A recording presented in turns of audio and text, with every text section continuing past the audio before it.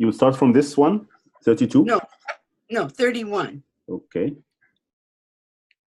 31, this one. Yeah.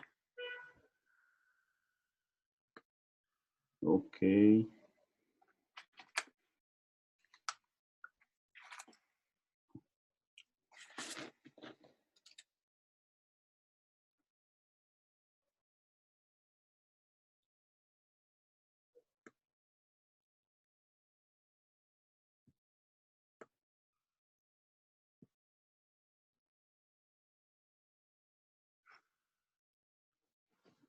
Okay, shall we start now? Okay. Yes. Okay. So we're starting today on page 31, the second session. And I think it's the same. Maybe we go for a half hour or until we get to a new section, and then have your questions and answer time, and then move on. So we're beginning today with what is the line of the Spirit.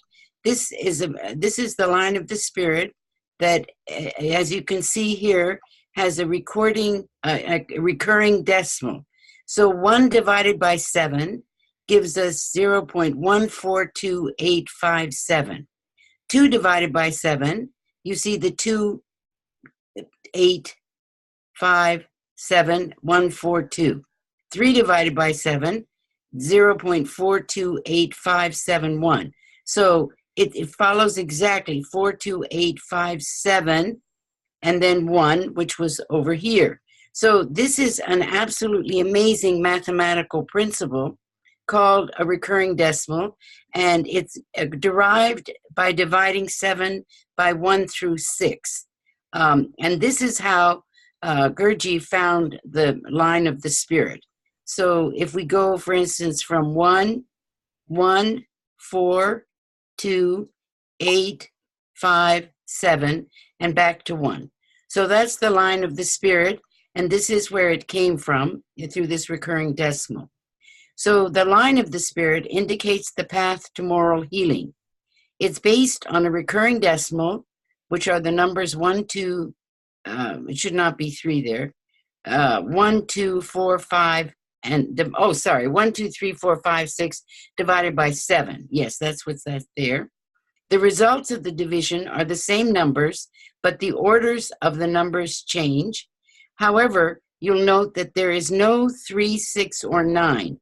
There's no 3, 6, or 9 in any of these numbers.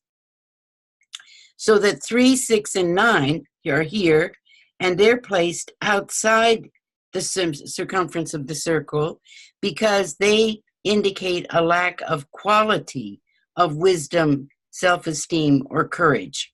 And the 3 with a star, 6 with a star, 9 with a star, are the virtues when balanced, and those are in the center.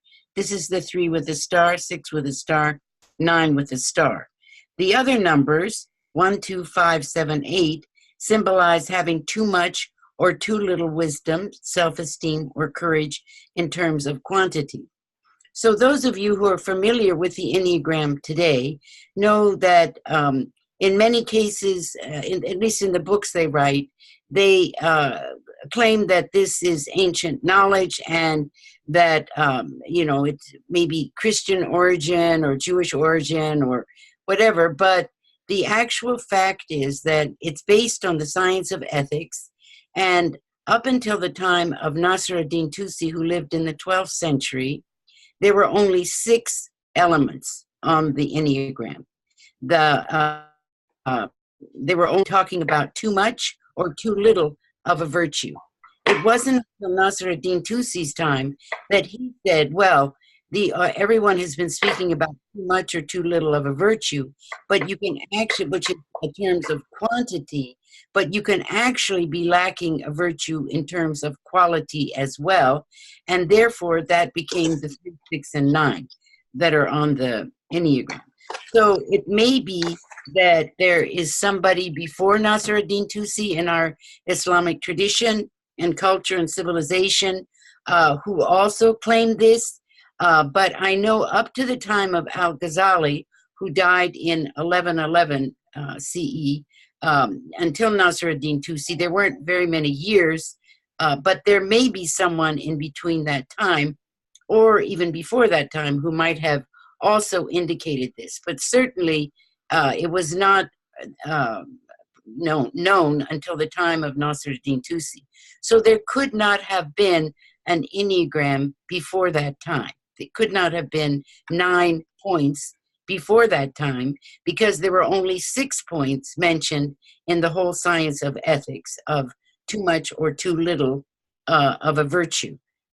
So this is very interesting how historically we can show that the 9 points comes from the Sufi or Islamic tradition and wasn't there before. Because today, as you know, Islam is not particularly, people don't want to talk about it in the West very much, and they're under attack in America, Muslims are.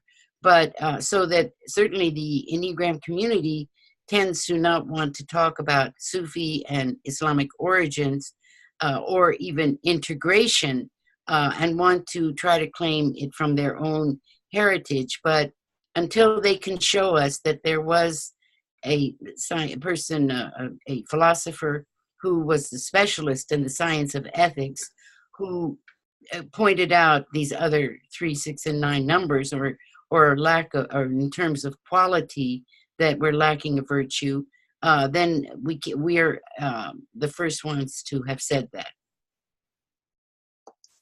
Okay, and the next slide. So we've seen that the Sufi Enneagram stems from the science of ethics, that the goal is to strengthen the spiritual heart.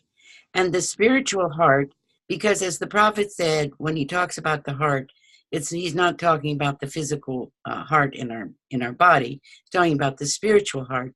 And the spiritual heart is actually, the spiritual heart, somehow jumped. The spiritual heart is actually the nafs. Oh, I see, you're going back. Okay. Is the nafs mulhame from the inspired soul. And that's also our consciousness. So when the Quran speaks about the spiritual heart or the heart, it's actually speaking about our consciousness. So we have to go back to 32. Now, the goal is to strengthen the spiritual heart by morally healing and becoming a fair and just person. We saw how justice was on the center point. And that is the process which is called the greater struggle, or the Jihad al-Akbar, training our reason or cognition to control our passions, which are our nafs amore, and our behavior.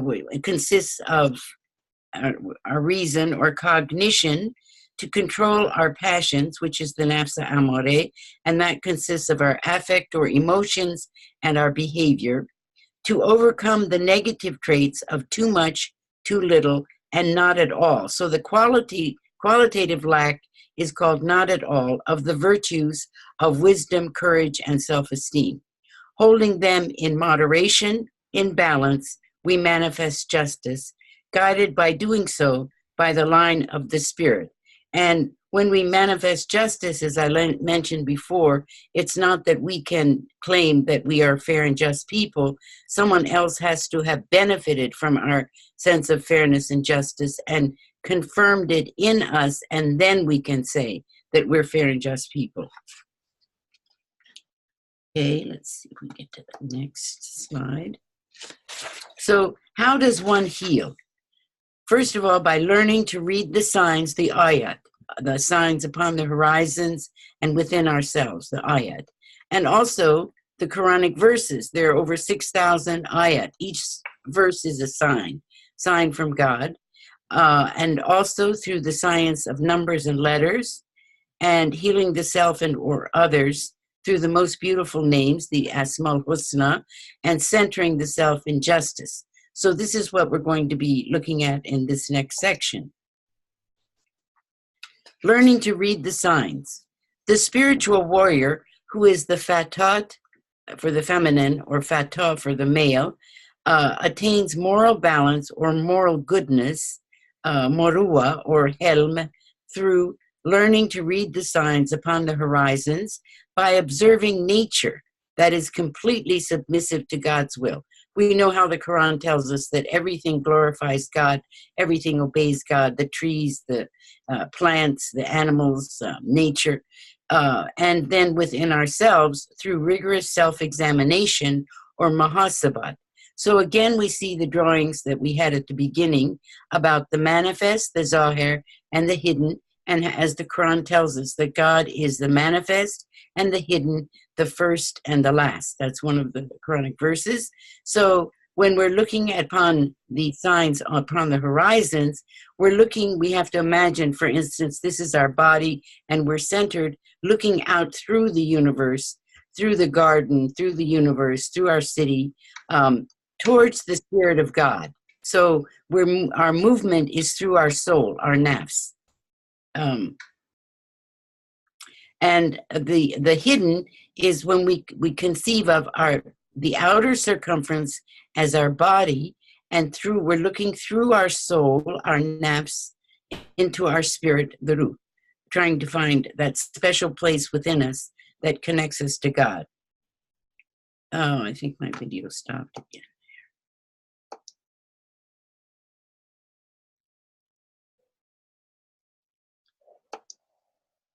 Okay.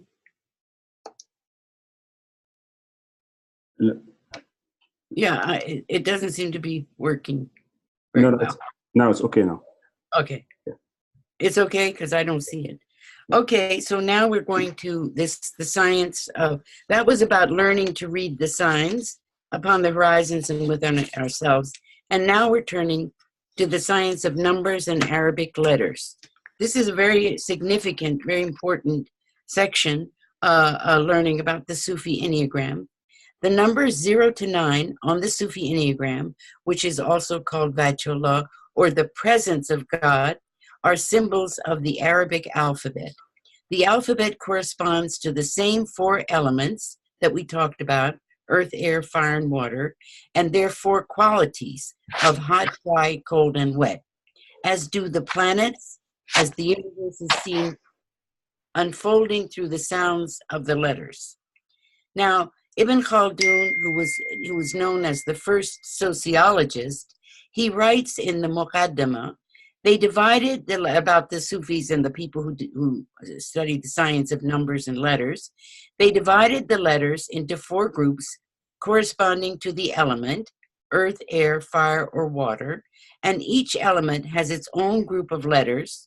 Through this group of letters, the element may be either active or passive. A technical procedure they call breaking down, or taksir, classifies the letters as the elements are classified. The fiery letters serve to repel cold diseases and to increase the power of heat, either in the physical or astrological sense. And in the same way, the watery letters repel hot diseases, such as fevers and so forth. The fact that it is possible to be active in the world of nature with the help of letters and the words composed of them, and that created things can be influenced in this way, cannot be denied, Ibn Khaldun says.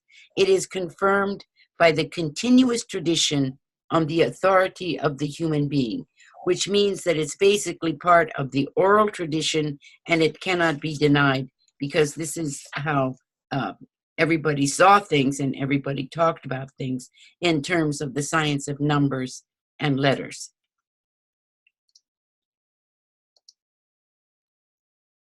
Okay. Now, I have to thank Brother Ahmad for this drawing, because in the previous class, the drawing wasn't correct, but he's corrected it, and thank him so much for that. Now here, my pleasure. The 28 letters of the Arabic alphabet have healing powers, not only as letters of the alphabet, but also because of the numerical correspondence based on the Quranic sign, and there is not a thing but its treasures are with us, and we send it down not but in a known measure. That's in Surah 15, Ayah 21. So everything that God has sent down has a number to it. The numbers are known. The 28 letters of the Arabic alphabet are numbers in 4 groups of 1 to 9, 10 to 90, 100 to 90, and 1000. And these correspond to the 9 points of the sign of the presence of God or Vatullah. So when we're going to look at this diagram, we see that it's actually based on the system of abjad. So you can see abjad, havaz, hoti, and it goes like that around the circle. And the abjad system is often portrayed in kind of a chart, but when I studied it, I realized that it connects to the Sufi Enneagram, and so put the Sufi Enneagram in the center, and you can see what each number. So the number 2, for instance, relates to Be, Kaf, and Re. These 3 letters, which are 2, 20, and 200, relate to the number 2, or the numbers 3, 30, and 300 relate to the number 3, and so on. So this is the basic chart that we go by in order to understand the numerical significance of the numbers and the letters and their connection. And there are many scholars today who have written that it was the first of the Islamic scholars were the first to understand the universe through mathematics, and that the mathematics, the numbers that are in the universe, and if we understand the numbers of the universe, then God sent them down in letters in which the Quran was recited and later written down. So that these are all, everything is a sign of God, and everything is kind of a word of God. And we also know that God taught Adam all the names. So we have that ability through our cognition to name things, which we're the only aspects of creation that have that ability. So the science of numbers and letters, as we continue, is very important. One very important scholar was named Al-Buni, and he wrote, "Numbers symbolize the spiritual world, and letters symbolize the physical world." Ibn Khaldun had said, "The secret of activity lies in the numerical proportion of the letters, and that the letters of the alphabet indicate numerical values that by nature are inherent in them." So let me tell you a little bit more about Al-Buni. He lived in, I believe it was the 12th century, and he was Algerian, but he lived most of his life in Egypt. And he wrote several works, but one of the most important is called Shams al-Ma'arif. And in that, he, at the time that he was living, the science of numbers and Arabic letters was forbidden to be discussed. You couldn't really publish anything about it because it was considered to be part of magic, but mostly black magic. So Al-Buni spent his entire life trying to showing that the science of numbers and letters actually comes from the Quran. And in doing so, he was able to point out for each letter and what its significance was, where it's found in the Hadith, and what role it plays within the Quran itself.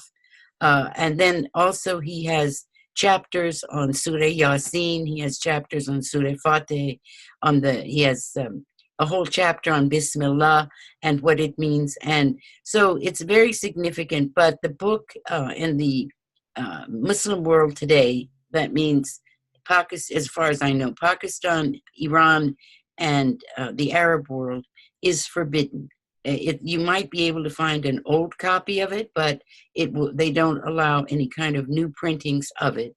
And the ultra-conservatives, of course, are very opposed to this science, as well as many of the leaders, because it's based on talismans and magic squares and so forth, and particular prayers where we ask for things of God. And so the ultra-conservatives don't believe in it because we're talking about the meaning of a letter relating to a number, and then that number and its significance, and then the leaders are not in favor of it because there are talismans, for instance, special prayers and so forth, that if someone is an oppressor, then you would recite this prayer to remove that person. So, but Al-Buni, in this, particularly in the Shams al-Ma'arif, he describes how a person can write a talisman. And it's not like any person can pick up a pen and write a talisman. They go through a great deal of struggle and a great deal of science and learning of knowledge in order to do so. For instance, they have to know the moon, the 28 stations of the moon, which correspond to the 28 letters of the Arabic alphabet. And they have to know, for instance, the moon. For instance, someone says the moon is in Leo, but what Al-Buni points out is the zodiacal sign Leo, for instance, consists of 490 stars, but the star that the moon is in is this name, and that's its particular significance on that day that it's in that particular star. And then they go through great aesthetic practices and khalvat and retiring for 40 days and so forth, through great prayer and zikrullah, remembrance of God, in order to finally feel purified, that they've done the tasfiyah nafs and tasfiyah qalb, in order to be able to write a talisman based on the Quranic verses and sciences of the Quran.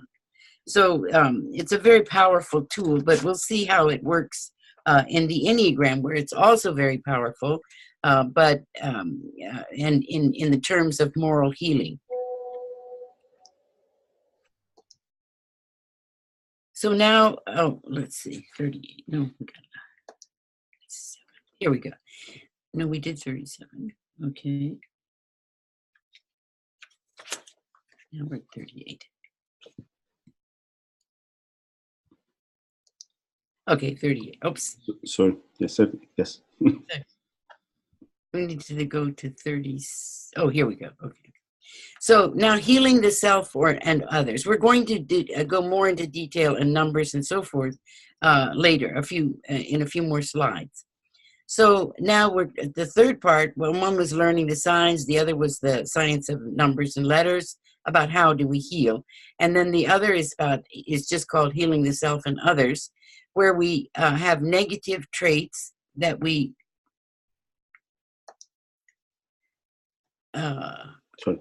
well, yeah. So we have negative traits or vices that they call it adding rust to the mirror of the spiritual heart or of our consciousness.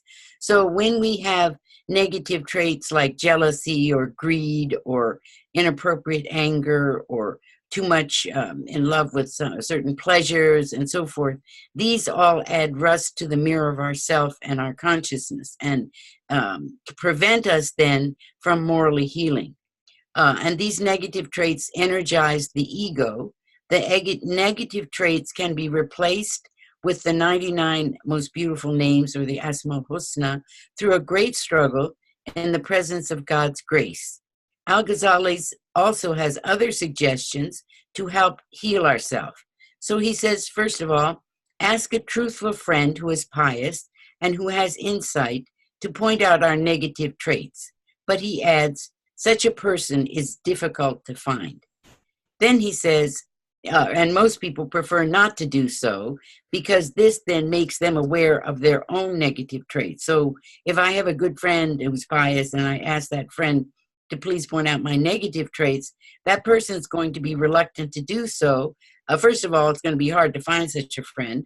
And secondly, reluctant to do so because by pointing out my negative traits, as Carl Jung calls the shadow, they find out that they have that own negative trait as well, and that's why they recognized it in me. Secondly, if we do not have an honest friend, we ask an enemy who will be happy to point out our negative traits. So that's the second way, is to ask someone who's an enemy. The third is to join a support group. And this is very interesting. This was in the year, for instance, 1000, and he's talking about a support group where the participants are not afraid to ascribe to themselves the negative traits and that they see in another. And then he adds, whenever we see a negative trait in another, we should suspect its presence within ourselves. Sorry. Oh, that's okay. Now we're at 39. So now we're ready to go. Okay. So now we're continuing to healing the self and others. And we notice that there are 4 levels of treatment. These names, diet, drugs, poison, and surgery, these are exactly the same 4 levels of treatment that are used in medicine today. We even go to a doctor if we have a cold, he's working maybe on our diet. If it's a little bit sore throat, then he gives us drugs. If, God forbid, we have cancer, he treats us with a poison of chemotherapy. Or, for instance, if it's possible, then they do surgery. So these are, now we call them the same thing in moral healing, but we're talking about morally, these qualities being existing within us morally, not physically. So when we see, we have, for instance, the diet, we notice that C stands for cognition or wisdom, B stands for behavior or courage, and A stands for affect or emotions or temperance. So if we go to the 8, which is a minus, which means underdeveloped sense of wisdom, at the level of diet, we would take the person who is at 8-1 here, minus, we would take them to 6. We would take them to the positive trait of 6 when the problem is at the level of diet. And we're going to go through more in detail what that means, what drugs means, what poison means, and surgery in the next slides. And this slide will be with us so that we can continue to see it. Okay. Now, diet. What does diet mean? Say you're a counselor and someone comes to see you. So it's used in the early stage of the development of a negative trait. Someone is just beginning to notice, for instance, that they have a problem with jealousy. So they're aware of it and they're conscious of it. They recognize the harm. They, in other words, gain cognitive consciousness of their problem. They have no doubt about it in order to be motivated to change. In order to increase awareness, they imagine the harmful effects on their self, what it's going to do, what's doing to them, and they strengthen their willpower to shun the negative trait, and they're constantly concerned themselves with the virtue to replace the vice. So if it's a question of, for instance, 8 is a state of ignorance because it's underdeveloped wisdom, at the stage of diet, they would go from the 8 to the positive 6, which is temperance or self-esteem. If they are 1, which is too much wisdom, and one way of defining it is hypocrisy, they would go from the 1 plus that they are to the B positive, which is the 3 with the star, and that is courage. And then the 2 would go to the 9, which is wisdom. The 2 minus 2, which is cowardice, for instance, not enough courage or underdeveloped courage. 4 plus would be recklessness, too much courage. And they would go to the positive 3, which would be towards temperance or towards the virtue. And 5 minus, which is lack of self-esteem, someone who's very shy and apathetic, or maybe even depressed, they would move to the positive 6, which is temperance or self-esteem. 7 is having too much temperance or self-esteem, and this person is often greedy and has tendencies towards that. So they would move towards the positive or wisdom. So that's the numbers on the, those are the numbers on this line of the spirit in terms of diet. When it comes to poison and surgery, 9, 3, 6, and 9, as we've noted, they indicate a lack in terms of quality of a virtue. So they are not even at the level. You cannot even treat them at the level of diet and medication. You can only treat them through poison and surgery, as we'll see in when we get to that slide.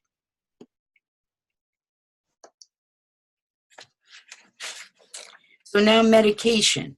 This is the second level of treatment. Here, if the negative trait has become habitual, the next level of intervention may be required. First of all, one consciously chides and reviles, humiliate and reproaches oneself for this trait in thought, word, and deed. And that is actually activating our nafs al-lawwameh, or our conscience. And there's a difference, of course, between conscience and consciousness. So that's our conscience. And when, for instance, our emotions or affect is dominant, then our behavior is dominated. And when our behavior is dominant, then our affect or emotions are dominated. So that vice versa, that's what that means. Neutralizing them allows the cognitive function to best be able to dominate. So now we get to the level of medication. For instance, here, when we're at the state of ignorance, which means underdeveloped wisdom, then at this state, we go to, we do exactly as we did with diet. There's not any difference in terms of treatment between diet and medication, and we go to self-esteem. If we are in a state of hypocrisy or too much wisdom, then we go to courage, which is the same. So diet and medication is the same with 8 and 1. And then if we're 2, which is cowardly, we go to temperance or self-esteem. If we are at 4 plus, we go to wisdom. If we're at 5, which is the lack of self-esteem or apathy, maybe depression, we go to wisdom. And in medication, we go to courage. So we can see here that when we treat by diet, we would make one move on the line of the spirit to the virtue. With medication, we make 2 moves to the virtue, except for cognition, and this 8 and 1 and 9 are the levels of cognition, where except cognition, that is just one move. And as we saw, it's just one move from medication to, actually it was the same, except for those 2. Now, actually, I'm not sure that's right. Medication, 2 moves, except cognition, that is 1 move. Oh, because it's closer to the number. So the poison is 1 move to the, well, we're not at poison yet. We're going to get to that. So that's medication. And now we'll get to the level of poison. So poison is the negative trait is so firmly entrenched and deep-rooted that, first of all, we help the negative trait by its opposite negative trait. But we have to monitor it very carefully so that one does not replace the other. So in the case of the person who's an 8 minus, which means underdeveloped wisdom, they would go to the negative 2, which is cowardliness.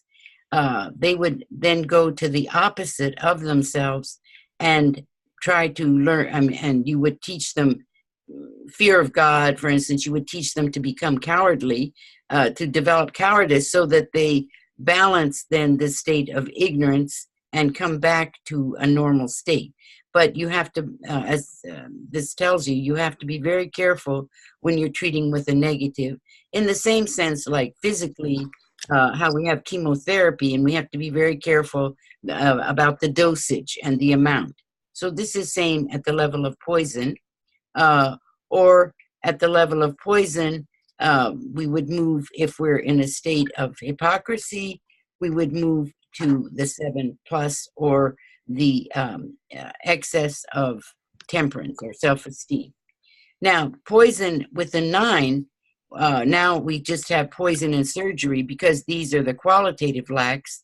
So you would go from the 9, 0, which is a 0 outside the circle, to the 8 minus or 1 plus. You could go to either, take them either to ignorance of underdeveloped of wisdom, or overdeveloped of development of wisdom. With the 3, you would either go to underdeveloped courage or overdeveloped courage. And for the 6, they would either go to underdeveloped self-esteem or overdeveloped self-esteem. And then here I've listed cognitive techniques that we could use when you're going to 9 with a star, which is wisdom. Cognition is wisdom. You can help through either gaining knowledge, maybe they need to read about the problem that they have or what wisdom means, or hikmat, and how they need to understand it to know how to develop it themselves, or study mathematics, which is one of the greatest ways of developing the sense of wisdom, or seeking within themselves, learning to seek within themselves and not without, so that they, whatever it is that they want outside themselves, they turn on themselves and want it from within, or they would count their blessings, or they would have much more self-reflection. These are different kind of modern even techniques that people use, cognitive techniques. So behavioral techniques would be used with the 6 star. That is the there would be like self-training, or observation and association with others, or modeling. Modeling is a very important method of, for instance, you give the model of the prophet or of other great people and show that they had such, the self-esteem in them was balanced. It wasn't overly, it wasn't too much or too little or not at all. But they had a good, they were good role models, or to keep the anger, for instance, in balance. And the affective techniques would be those that are used with our, which would be, for instance, unconditional positive regard, or empathy, genuineness, and so forth. So now we go to the final level of, which is called surgery. This is also known as cauterization in medicine, and it's a treatment for the constant return of a negative trait when other interventions have not worked. So that person who, for instance, has a problem with jealousy, even though they've worked on themselves and so forth, it's become such a habit that it immediately crops up in them, and they immediately feel a sense of jealousy or greed or envy. So that's when they need to turn to this 4th level of healing, and one has to be consciously chastised. One has to be consciously chastised and deaden oneself. So this is when the nafs al-lawwamah, of course, is again active, and we try to, the person tries that way to get rid of it. But it's the best way is to impose difficult and arduous tasks upon oneself to affect change. So these would mean, for instance, setting vows or nazrs to say, or covenants that are difficult to implement. Like, I'm going to always get up for the Fajr prayer. I have to, or I'm going to give in charity. Whenever I get my payment, my check, I'm going to give certain amount to charity, or I'm going to cook dinner for the poor, or help the homeless, or some kind of vows that are difficult to implement for someone. Then that begins to remove the energy from the negative trait, so that they can then morally heal, and develop more of the positive traits. Or engage in fasting, which is one of the best ways of doing it, because that really cuts off the energy to the source of the vice. So when we are, for instance, in a state of ignorance, we could call it underdeveloped wisdom. In surgery, we would go to the positive 6, which would be self-esteem. And if we are in a state of hypocrisy at the level of surgery, we would go to courage.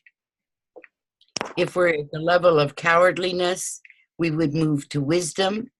If we're at the level of, and also at the level of too much, for instance, inappropriate anger, again, we would also move to wisdom. And then at 5, we would move to, again, wisdom, and also 7 is wisdom. So we can, or cognition. So we can see that cognition plays a major role, because the idea is for our reason or cognition to overcome or discipline our passions, or the nafs amore. At the level of 9, which is considered to be disbelief or kufr, or because this is a religious system, so that is also included. And then here, the 9 off the circle would then be taken to wisdom. So it would be through training them more in wisdom, in order for them to understand more and be more grateful for the blessings that they have, and so forth. If with 3 is the complete undeveloped aspect of courage.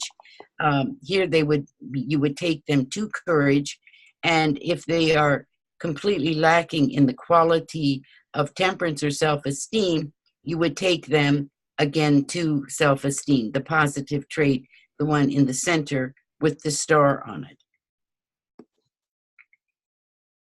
Okay, and so the next one. Do you think we need to pause here for questions? Point, yeah, to stop for questions, yes. Yes, okay, because we finished a phase here. That so section, I'm sure we have lots of questions here. Okay, I don't know why the video's not working. Yeah, your video is not working. I don't know why. I don't know. Oh, there we go. Okay. Oh, but there Yes. I am. Oh no. Yeah. Oh, maybe there's a problem with the internet connection or something. I don't know. It keeps going on and off. Yeah, but anyway, okay. Sorry. Yes. Sorry about that. Okay. Questions? I have a question. Okay, Yes. go ahead. Okay, in slide 36, you said that the letters were distributed among the diagram, but there are 28 letters. Yes. Okay, but 36, this one. There are 28 letters in the Arabic alphabet. Yes, but according to the Hebrew has only 22 letters. That's right. They have a completely different system. Yes, and in this model, you have distributed them with the same order of the Hebrew. You know, Abgad, Hawaz, because okay. I didn't know the Hebrew had Abjad Havaz. Yeah. Yes, the Hebrew is Abgad, Hawaz, Hut Kalaman. But in Arabic, it's Alif, Beh, Teh, Theh. It's completely different arrangement. So this is the Abjad system as I've learned it on that I thought was part of the Arabic system. I didn't think it's part of the Hebrew system. Are you sure? Because this, when you do the Abjad system for the Islamic world, it's based on this, Abjad Havaz Huti. So you're saying that that's the Hebrew one? I think so. I think it may be the opposite. Maybe at school when we were young, they used to teach us the Arabic alphabet as Alif, Beh, Teh, Theh, like this. Okay. They weren't teaching you the Abjad system. No, not the same. No. But this is what the Sufis use, is the Abjad system, and also it's very important in the science of numbers, Ilm Adad, and also in the Arabic letters. Mm-hmm. So this is how the system is in the Arabic world. I don't know why they taught you like ABC kind of thing in Aleph, Bet, whatever. I don't know why they changed it from the Abjad system. Yeah, and I was. But the Hebrew system. I mean, the also have the science of letters, but because there are only 22 letters in their alphabet, they have a different system. It doesn't fit into the 9 Sufi Enneagram. Mm-hmm. The numbers may, but the it's not as big, it's not as large because they're 6 letters less. Yes. Also, there were 2 different systems of abjad. One was used in the East and the other was used in the West.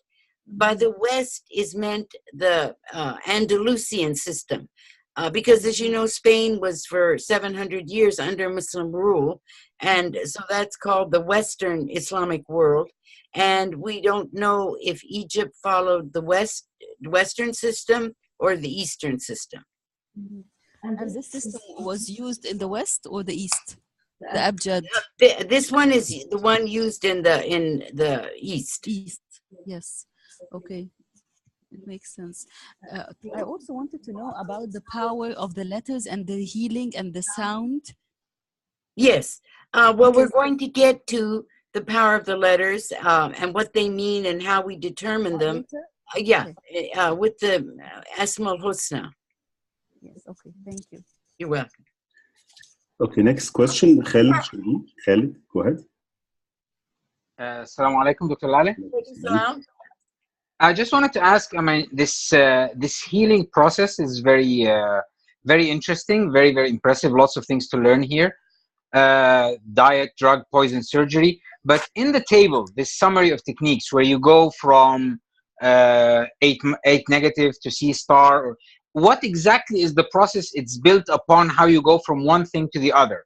I tried looking at the chart and I thought maybe we're following the lines or something, but I saw it's not really following the lines. So what is the logic behind it? Yeah, the logic is that you make one move. Like, for instance, we take 8 here, 8-1, and 8-1 at the level of diet is to 6. So 8 goes to 6.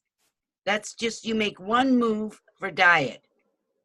But then, for instance, we take 2, which is at the level, for instance, of medication. So with 2, we would go. Maybe it's here, Dr. Leila. It's here. We're going to get to it. It's clear when we get to it. So we will cover it later. Okay. Yeah.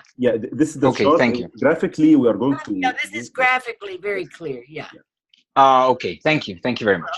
You're welcome. Okay, Samar. Yes, thank you, Ahmed. Dr. Bakhtiar, before discussing the process, how do you know where to start? Is it like the person comes where a certain vice, a trait that they want to correct, or you do like, in modern Enneagrams, I have this typing interview where you know where is the person on the Enneagram symbol. And then we start according to that, according to the hexad, the law of 7. So where do you start? Yes, well, in the counseling session, no one has come up with a test for the moral healing. So if there were a test, then you might be able to determine where someone is in terms of the virtues. They're overdeveloped or undeveloped or undeveloped. You might be able to determine that through a particular test that had, internal consistency and reliability and was, well researched and so forth. But when lacking this test, what the Sufi sheikhs would do and what a counselor today would do, who was working on, for instance, moral healing, would be to kind of interview the client, learn about their kind of life history, and the counselor then would determine how deep this problem is. If we take, for instance, the example of inappropriate anger, which would be a number 4, then the person, as they're telling their story, for instance, they say, suddenly when I meet this person, this anger arises in me. Well, this person is aware that the anger is arising in them, they're conscious of it, and they've come to you, so they're willing to work on it. So you would assume that diet would be sufficient, that level of intervention. But if they're not necessarily conscious of it, maybe someone else has come and their wife or husband has come and said, this is kind of a problem, and the person again is willing to admit that they do have this problem, then you would work at the level of medication. But if somebody comes in and with, like a friend who says this person, he really needs help and so forth, and they've come together, and the person says, I have no problem. I don't get angry. I have nothing. I mean, this is not the case with me at all, then you would know, okay, well, this person needs to work on the opposite negative trait and to develop that in order to try to bring about the balanced state. And then, of course, surgery would be that the person is not at all aware of it, and but obviously they've come to you, so they want to work on it. But you can see that they're in complete and total denial of this moral imbalance from the stories. Maybe they, God forbid, beat their spouse or something. Then maybe it's almost towards criminal kind of behavior. So you would need then to ask them to do fasting or to special naz or prayers or things. There's something that would be difficult for them to do. So by talking to them, you find out, well, this is something difficult that this person would find, that this is something that this person would find difficult to work on, to do. So therefore, I would ask that person to do that. It's much easier within the Sufi situation because the disciple has come to the master and wants to know, how to heal. It's a little bit more difficult in a counseling setup because it's not, it doesn't have that kind of Sufi situation, environment of and connection between disciple and master. But this is, it does work within the counseling situation as well. It's just that the counselor has to be more intuitive about what the problem is with that person. So that's how, until there, for instance, with the American Enneagram, originally there wasn't a test. And so the counselor the teacher had to kind of determine at what level of intervention to work with this person. But then they came up with the test, and now, as you say, they can determine what part of themselves they need to work on. So basically, it's either by telling, it's self-awareness. The person tell the sheikh or the healer what the problem is, or it's by observation and feedback from other people watching on or observing this person. But sometimes there are stuff that either they are not known by the person nor others. I mean, some stuff are rooted in the subconscious, and we risk here to be working on the behavior and not on the drive behind the behavior and actions. Yes, that's very true. And so in that case, you would need to go deeper in your interview with this person. It would need to be a deeper interview to find out more about them, that there's something about them that's in their unconscious and they're not willing to, they don't even see it themselves yet. So it just is a question of more sessions to get to know this person better. Okay. Yeah. Yeah. Thank you. Okay. Dr. Leila, your video is going on. Yeah, I know it. Yes. On and on. Okay, good. Okay, I have a question. If no one's raising his hand anymore. So to me, it's a little bit, mysterious. How can, for example, in the poison, the 8, how can I treat ignorance with more cowardice? I mean, yes. I mean, these are two different qualities or two different things. I mean, yes. I can't relate. Yes, it's very interesting how it works. This is based also on the Ibn Sina method of medicine, where if someone is hot and dry, for instance, or has a hot temperament, you treat with the cold foods. So this is kind of based on that. You treat with the opposite of it. And interestingly enough, Hahnemann, who discovered the homeopathic method of treatment of medical illnesses. Even though he read Ibn Sina, he worked on exactly, he worked on applying the same thing, but in small dosages. So he did not go to the opposite. They don't go to the opposite, the homeopathic physicians. They just work on that same element and, give lesser dosage of it. But in this, because this system is based more on the hot, cold, and the opposites and trying to attain balance.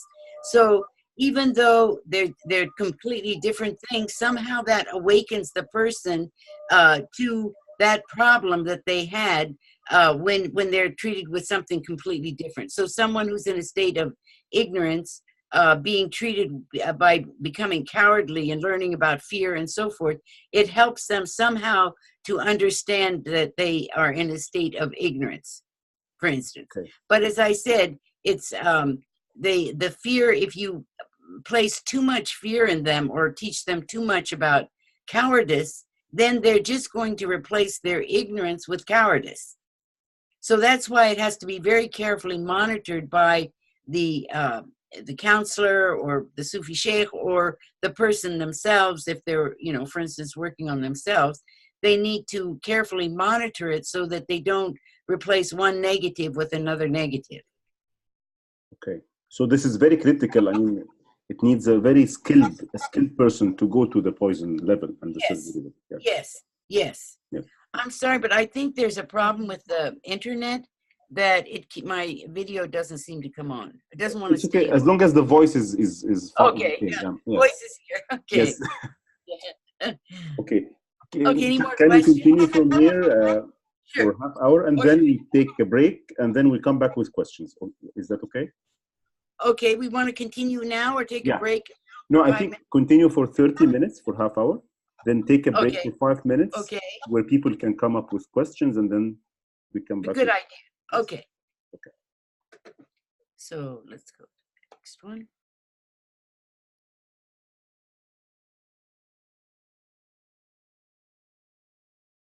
So one heals through the Sufi Enneagram by centering the self in justice, being fair and being a fair and just person. Healing takes effect by denouncing, reproaching, and diminishing the importance of one's ego, because the vices are a source of energy for the ego, while the virtues are a source of energy for the spiritual heart or for our consciousness, our nafs mulhami. Being centered in justice saves us from the danger of extremes in all affairs. Unless we find centeredness, we cannot be just and fair towards others in society. The numbers 3, 6, and 9 on the small circle here, 3, 6, and 9, they should have stars on them, symbolize the virtues of courage, temperance, and wisdom. Sometimes we call it temperance, sometimes self-esteem, but it's the same number 6. When they're held in balance, justice is achieved, which is the 0 point. But as I said, only if another benefits and confirms our sense of fairness and justice. And as I've mentioned, this 0 is the goal of the Sufi Enneagram, to become 0 in terms of ego, and to move through the different ways of healing, as we're going to see more closely again, to become a fair and just person if another person confirms that within us.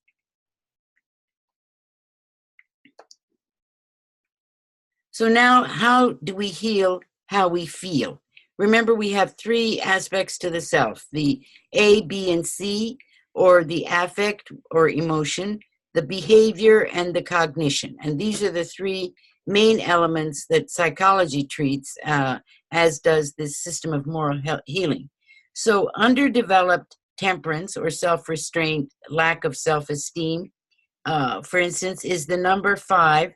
And it's got a minus because it's the underdeveloped aspect of the virtue of temperance. And you make just one move when it's at the level of diet. You just make one move to 6, which is temperance or self-esteem. That's how the level of diet for instance, the 5. So at the level of medication, you make 2 moves. So you go from the 5 to the 9. You go make 2 moves in order to treat the level of medication. In treating the level of poison, you go to the opposite, but not the opposite in its same segment, the opposite that goes to the direction of the spirit of the line of the spirit. So you would be going backwards if you went that way. You have to continue going on the line of the spirit, which takes you to the level of ignorance of or lack, underdevelopment of wisdom. And then at the level of surgery, you would take them to the 9 or to wisdom. Then underdeveloped temperance or self-esteem, which we could call greed. And as I've said, there are many, many different negative traits, or we could call vices, negative moral vices that we could be using here for these words, but we're just taking one as an example. So here at the level of diet, this is 7, and 7 is overdevelopment of temperance or self-esteem. So then this person taking one move would be towards 9. And if at the level of medication, you would make 2 moves down to 3. And then overdevelopment, or poison, you would do the opposite. Now here, you're able to go from 7 to 5. So that would be just one step, 7 to 5, but 2 negative traits. So it's interesting that here, in terms of the 7, you would go within the same segment, but at the level of here 5, you would go into a new segment. You would go into cognition. So you're in the affect emotion section, and you would remain there in treating that person at the level of poison. And then at the level of surgery, you would take them out into cognition. You would take them out of affect into cognition. And then with undeveloped temperance or self-restraint, which is usually often referred to as envy, and I explained the difference between envy, for instance, and jealousy. So here you would be at the level of 6 with a 0. You're outside the circle, and you would either take the person towards the 7 plus or 7 or 5, treating at the level of poison, because the 3, 6, and 9 only have levels of poison and surgery. And the level of surgery would be to go from 6 to 6 itself, bringing them back into the circle through temperance, taking them to the virtue itself. So this would be the level of, this is a chart of how we heal, how we feel, the affect level. And we're going to go through the behavior and cognition, and then I think it's good to ask questions if we have, because I know Khaled had a question. So now how we act. How do we heal how we act, which is our behavior? So this is, for instance, the first one here is underdeveloped courage or cowardice, which is the 2. So at that level of diet, we would make 1 move, and that would be to the 9. At the level of medication, we would make 2 moves, and that would be to the 6, or temperance, the virtue. And you notice that in cases of diet and medication, you're taking them to the positive trait, but in the case of poison, you're going from one negative to another negative, either too much or too little to too much or too little. And sometimes in the same segment, sometimes in a different segment. So here you keep everything within the behavioral segment, and you treating poison, you would go from 2 to 4. Then at the level of surgery, you would go from, let's see, that's 2 to, we're doing 2 to 9. And then overdeveloped courage or rashness, which is also like inappropriate anger. We would go from take one move from 4 until courage, and then at the level of medication, we would go from 4 to 9. We would make 2 moves.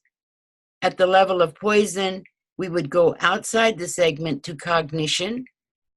And at the level of surgery, we would go to to wisdom in terms of surgery, teaching them wisdom. An undeveloped courage, which is fear of other than God, you can either go from 3 to 4 or 2 minus. And at the level of surgery, you would go from 3 with a circle to 3 with a star at the center, which would mean towards courage. And then the third one is basically how we think, and this is our cognition. So in terms of cognition, underdevelopment of wisdom, it's called ignorance or idolatry, worshiping more gods than there are, or undevelopment of wisdom, which is ingratitude and disbelief. That's this side, these two. So here we have at the level of diet or medication in the cognitive, whether you're doing diet or medication, you just make one move. It's just one move to the virtue. But at the level of poison, again, from 8, you would go to 2. And when we're treating the overdevelopment of wisdom or number 1, we would go first, just take one move to 3, or we would take 2 moves from 1 to 7. Now, if we go to the 9, you can either take them to 8 or to 1. And for the 9 itself, in terms of surgery, it would go towards wisdom. So I think it'd be good to ask questions. Oh, well, we can just do one more slide and then ask some questions. So because this is called compound moral imbalances and moral healing, because sometimes someone comes and just as we go to a medical doctor, we can have both, for instance, pneumonia and asthma. We might have a compound. We might have more than one issue. So compound imbalances or disorders are designated by 3, 6, and 9, depending on whether it's behavior, affect, or cognition. And these are lacking in terms of the virtue of quality, located outside the circle, and compound imbalances are deeply embedded. Therefore, healing is either through allopathic or poison or surgery of fasting. Various affective, behavioral, and cognitive methods are used to bring about healing. This is one of the important things to note, is that while Western medicine and practices have where they don't follow the theory, but their techniques are very good. So the techniques often work very well, as I mentioned some of them. For instance, in cognitive, self-talk is a very important cognitive technique. So we might have a time here for questions and then a break until we get to the next part. Oh. Okay. Khaled, go ahead.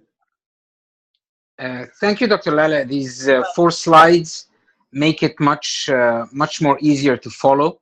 I can't say that I exactly figured it out, but I'm starting to see a pattern here. I see that you're following the 142857, the law of 7 line. Yes. Sometimes in order, sometimes in reverse, and you're either taking 1 step or 2 steps. Yes. Yeah, but maybe the cognitive was a bit different than the other 2. Yes. In the yes. Yeah, why was the cognitive specifically different? And I think it's because it's the cognitive, which is the head, which when the line of the spirit comes, it's different than it is in the 7 in the affect and behavior. You notice how the lines are different. There's this okay. Yeah, and so this segment then becomes treated differently than these two, which are parallel to each other. Okay. Okay. Affect and behavior, which are because they're down there, they're parallel to each other and opposite each other on the line of spirit, while the wisdom has a different shape related to the line of wisdom. Okay. Yes. Mm-hmm. Okay. I think it's much. Yeah, I understand it much more, and I think I'll contemplate a bit more on it until next time. Yes, thank you. I think it does need some, thinking about it, and you've certainly had enough experience with different people you've worked with, and perhaps it would, helpful for you to be able to say, oh, well, that's what I did with them, and that's what worked, and yeah. Good. Thank you very much. Dalia, go ahead. Dalia? Yeah, hi. I was wondering if, it doesn't have to be today, could be in our last session, but I was wondering if, based on this model, if we can, if you could maybe share with us some example stories, maybe of other Sufi sheikhs that use this method, or of counselors that have used this method, and maybe you can give us like case stories so that it can play out a bit more in terms of really connecting it on a human base rather than just as figures. Yes, that's actually the last session is the Rumi story, and that's an example which is universal and applies to so many situations. And I think with that, that would answer your question, but certainly more examples would be helpful as well. Yes, great, thank you. Well, yeah. Regarding this, Dalia, I'll send the Rumi story by email and on the WhatsApp group, so that by the time we reach next Thursday, everyone would have read the story and is acquainted with the story, because we're going to relate the storyline of Rumi with all these medications and diets and poison and surgery and stuff. All right, great, thank you. Yeah. Okay, shall we break for 5 minutes? sure. Okay, thank you. Okay, 5 minutes break.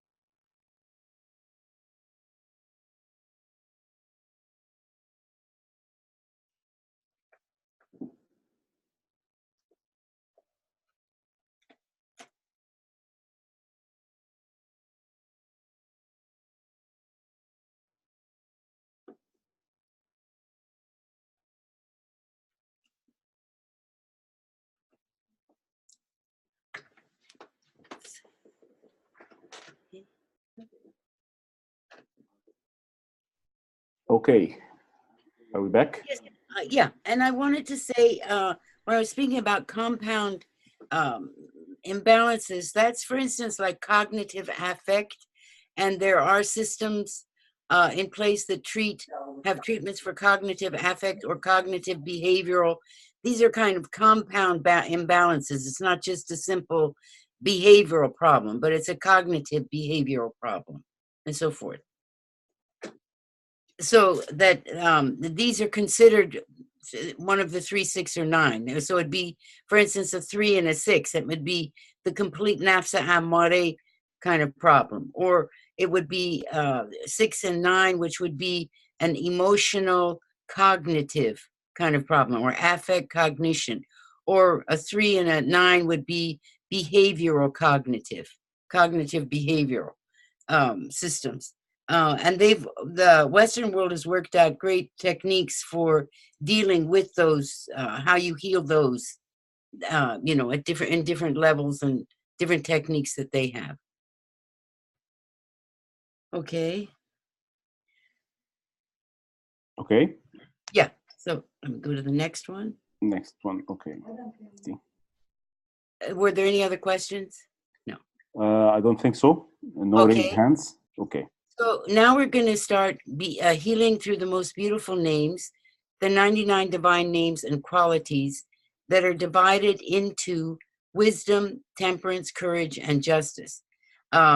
There are different systems of dividing up the divine names.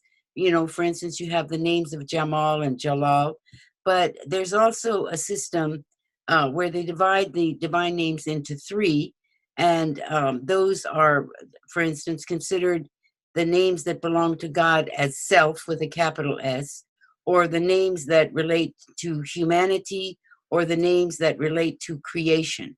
And so these are the ones that I've used in my study, and the ones we're kind of going to be going through. But there are different ways, and we'll see different levels of how these are used, in particular by some of the different Sufi groups. So wisdom is defined, for instance, as knowledge, as self. For instance, those are the divine names that relate to self, and that we can call theoethics, or the ethics of God. And they are to preserve the eternal possibility of self. So the goal of the theoethics is to be able to have an afterlife, to be part of the world of the afterlife. Temperance is a process, basically, or creation, and it's also called attraction to pleasure. And this is the Rovate Shahvaniya, attraction to pleasure or lust. And at the command level, remember we did the 3 different levels. It's at Amr B'Maruf and or psychoethics and preserving the species. So this is why we have lust, is so that we can continue as the human species. Courage is based on actions or humanity, and it's the avoidance of harm or pain. The Qovat Ghazabiya, to prevent it, is the Nahi al-Munkar, and it's basically social ethics, how we relate to each other, but in terms of preserving our individual self. So our defense mechanisms, or how we, as I was saying, it's also defensive, whereas attraction to pleasure is offensive. And there are different levels and ways of understanding each one of these virtues. And when their 3 are held in balance, they result in justice. So one way of understanding it is, for instance, the cognition or wisdom is to have faith in one God. Temperance or affect would be charity towards God's creatures. And courage, this behavior would be trust in one God. And then the center point would be the reality in the proper perspective of the fact that our existence, our wujud, came from God, and then that our sustenance also comes from God. So that would be someone who is in a place of justice, to realize that they didn't create themselves, that there was some creator of us, and that we need to be grateful for that, for our existence and for our subsistence.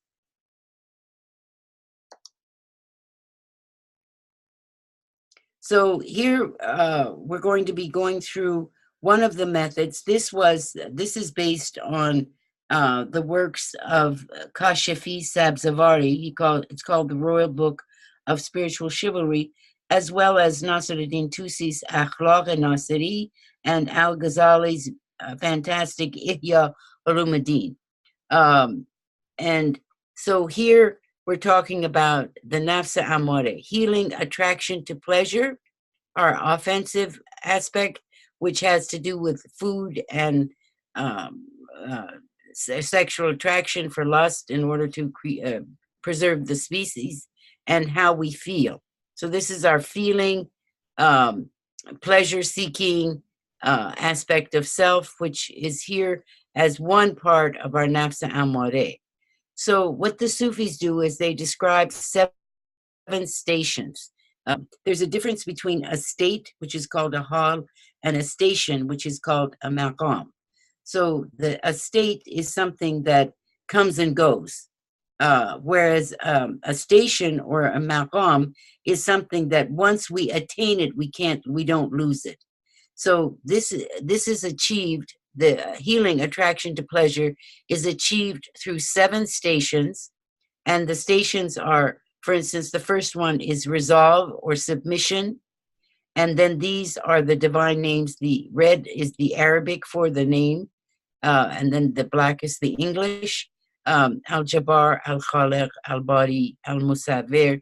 These are the levels. These are the names that someone would recite at this level of resolve and submission, in order to be able to make this a station and have this, once their resolve and submission is permanent, then they would move to the state of hope and fear.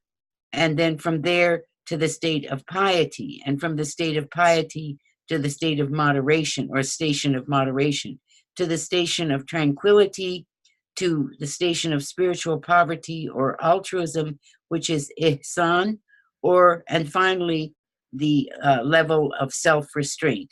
So these would be the 7 stages in order to, through the recitation of the divine names, in order to reach the level of healing our attraction to pleasure. Now, so this is a completely different system. It's not based on the medical system of diets, medication, surgery, poison, and surgery, but it's based on someone who already believes and is familiar with the Asma al-Husna and has a problem in their attraction to pleasure or affect area, and then they are taken through these 7 different levels until they feel confident that they have attained the station of each one of them, have understood the words of each one of them. And I'm hopeful that Khaled and Samar can continue their work in describing the names. They've described 27, and they have a few to go, but their descriptions are excellent in helping someone understand what it is when they recite these names, what it is they're looking for to attain within themselves. So hope and fear would be the constrictor, the expander, the abaser, the exalter, the honorer, and the dishonorer. So you see here with hope and fear that we're constantly either in a state of hope or fear. It's like contraction, expansion, like our breath. And this is a state of uncertainty within ourselves, that, we're hopeful at some moment and then we're fearful what might happen. So that happens with constriction or expansion, abasing and exalting, honoring and dishonoring. So some of the divine names are kind of paired in this way. Piety would be through Al-Hafiz, Al-Ba'ith, and Al-Mudi, which would be recited in order to attain the level of piety. Now, it could be that someone in one go is able to attain all of these levels. It may be that someone works a lifetime and is not able to heal their attraction to pleasure function. But these are, they're still given in a way so that for each person, it depends on their own readiness and their commitment as to whether they actually heal or not, based on heal their attraction to pleasure or lust or food issues or whatever this, or emotional issues that they might have in the affect or A section of the nafsa amore. So this is the half of the nafsa amore. These are the names that relate to creation, preserving the species, or what we can call psychoethics. The okay, and then we'll go to the next one. The next one is avoiding, healing avoidance of harm, pain, which is the qovat al-ghazabiyya, and how we act through our behavior. And this is this segment, the avoidance of pain, which is the other half of the nafsa amore. These are names relating to humanity, preserving the individual, or socioethics. So it's through our behavior and how we kind of relate to other people. So again, we have seven, they have, the Sufis define it through 7 stations of compassion, moral reasonableness, and this is moravat, this is morua in English, thankfulness, generosity, vigilance, trust, repentance, and patience. So for the first level would be the recitation of Rahman and Rahim, and Momin, Al-Muhaymin, and Al-Ghaffar. The level of Moravat would be the bestower, the provider, the opener, the forbearing, the concealer of faults. Thankfulness and generosity would be to recite the rewarder of thankfulness, Al-Shakir, the nourisher, the reckoner, the generous. At the level of vigilance would be the vigilant, the responder to prayer, the loving, the witness. And at the level of trust would be the trustee, the friend. Repentance would be the acceptor of repentance, the avenger, the pardoner. And at the level of patience would be the clement, the enricher, the guide, and the patient. So you can see that the counselor or the person, the teacher, would need to be familiar with the 99 names. And of course, we have the hadith that says whoever can recite the 99 names has a place in paradise. So it's something to practice and be familiar with in order to help people heal their behavioral issues, which would be here. And so this is how the 99 names are divided in terms of the names that relate to humanity. And then the next one would be the names healing reason and how we think. So now we're talking about this segment, which is the segment of the nafs al-lavame, we might say, or we could also call it the nafs al-natiqe, or the aql, or we could also call it the nafs al-mulhame, or consciousness. But in all cases, it's the cognitive function, which is, these are the names that relate to the self, preserving the eternal possibility of self, or theoethics. Preserving the eternal possibility of self obviously means being, once we die, to be, welcomed in paradise. This is also 7 stations, and they're the stations of aspiration, self-examination or consciousness, truthfulness, contentment, unity or constancy, sincerity, and remembrance. So through aspiration, we would recite the sovereign, the holy, the flawless, the incomparable, the proud, the subduer. For self-examination and consciousness, the knower, the hearing, the seeing, the arbiter, the just, the subtle, the aware.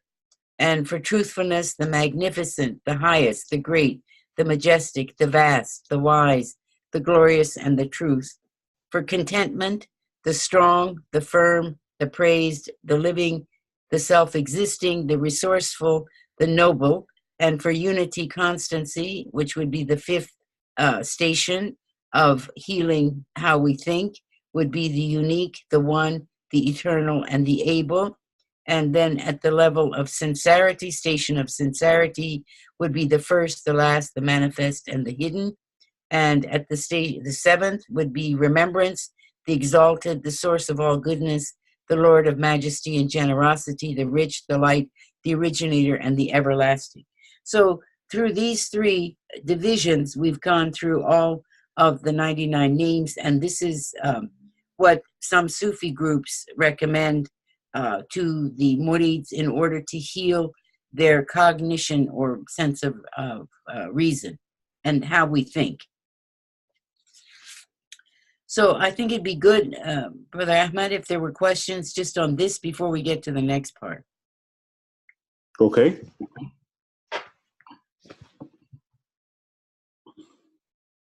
Khalid? Yes, Dr. Laleh. Yes. Now these, a couple of questions. The first one, these 7 stations, these are within the Nafs Ammare and the Nafs Lawame, or they take the Nafs Awara and Lawama up the 7 levels to the higher Nafs? They heal the avoidance of pain or behavioral issues. When you go through these, for instance, 7 stages through the recitation of the remembrance of God, the zikrullah, it leads to the avoidance of the healing whatever behavioral issues there are. So, for example, that would lift us to the virtue of that center, Yes, or right. it would move. Yes. Yes, that would lead us to courage. For instance, in this case, that would lead us to courage. In this case, it would lead us to temperance, and in this case, it would lead us to wisdom. Great. And these names, you said that they were taken from these references down there. Yes. In the references, do they describe how they reached these names, or they just prescribe it? No, they just list them. They don't say why. Okay. Okay. So this is the point that you were discussing with me on summer once before. Yes. Okay. Yes. And yeah. But in there, for instance, Al-Ghazali has a very important book, Maqsad al-Asma, I believe it's called. في شرح أسماء الله الحسنى, yes. Yes. Yes. So when he describes the 99 names, it's a little bit distant in terms of psychology. It's not really helpful on how you want to heal and knowing exactly where you're going. The same is true of Ibn Arabi's Unveiling the Secret, it's called, of the 99 names. Ibn Arabi in Futuhat writes a great deal about the 99 names, but he only really wrote one book on it, and he describes the 99 names. But none of them have the intuition that you had with Samar in terms of how you described what this name means and how you can relate to it. So I thought that was very powerful, and I would hope that you'll be able to do it for the rest of the names. Okay, we'll do our best. Pray for us. We'll do our best. Inshallah. Inshallah. Thank you. May, go ahead. Yes. Thank you, Dr. Laleh, for a great lecture. I have a question. I need to. Do you hear your? Yes. Okay. Can you emphasize more on how these names are related to the last session regarding the healing process? Okay. Well, we're going to learn a little bit more. We're going to go more deeper into these names in the next few slides before we end the session. So I think that there you'll find the connection between the science of numbers and the science of letters, and then how we heal through them, which is, yeah. So it would be another way of looking at this, which we're going to learn the number system, would be to see, for instance, what Al-Jabbar, what the number is, what Al-Khalaq is, what the number is, Al-Bari. And then it's related to numbers, to the science of numbers. And then how that number relates to that person that you're trying to heal and what their name is and how what their number is, for instance. Okay. Connections between all of them. Okay. And usually we have problems in how we feel and problems in how we act and how we think. Yes. Those are the three major aspects of psychology. Psychology just basically studies these three. But they do it in, like, for instance, how we feel is, it's a huge science, and there are many, many, many subsidiary sciences or ideas or theories and so forth based on it. But when it all goes back down to how we feel or how we behave or how we think. Okay, thank you. You're welcome. Okay, Summer, go ahead. So so according it's up to the sheikh now to tell the salik or the murid how many times he would recite this divine attributes, and it's according to the center and according to the state he is in the center. Right. There's also there are also many prayer books that say, for instance, after the morning prayer, if you recite, for instance, Al-Badi 100 times, then you would have a good day, or you would be no longer fearful. They're individual for each one of the names. There are also prayers for specialized, occasions or things that we need, that we ask God for. But when we're working with on the different stations here, then it becomes a different. Yes, the sheikh would need to say how many times you would recite these names. You would do the zikrullah in order to be able to move on to the next station. But all of this is through oral tradition, and so it needs to be tested, and it needs to be seen. For instance, you may have someone who in one day of reciting these names heals how their attraction to pleasure. They've healed this part of their nafsa amare. And it may, as I said, someone else may take months before they do. So it's up to the sheikh or the teacher to monitor this person and see if they feel that they are ready for the next station. Or if the person is working on themselves, do they feel like, okay, now I have submitted, I have resolved, I have submitted to God. I do feel like I am a Muslim. I feel like I've submitted. Therefore, I'm now ready for the next stage. So the person themselves can also decide this. Okay. Thank you. You're welcome. Okay. Rania, go ahead. Okay, Dr. Laleh, reference to my question earlier about the letters. When I was talking about the power of the letters, like some verses or surahs in the Quran, they start with Surah al-Baqarah, the first surah, Alif, Lam, Mim. Okay? Yes. These letters, they are not related to the 99 names. That's right. However, my question here, have you read something about that these letters have healing powers on their own? Because in so many surahs in the Quran, you have Alif, Lam, Mim, Hamim, Kaf, Ain, Sad, or Yasin. There are lots of these letters, which some surahs of the Quran, they just start with these letters. Yes. This is where you need to read Al-Buni.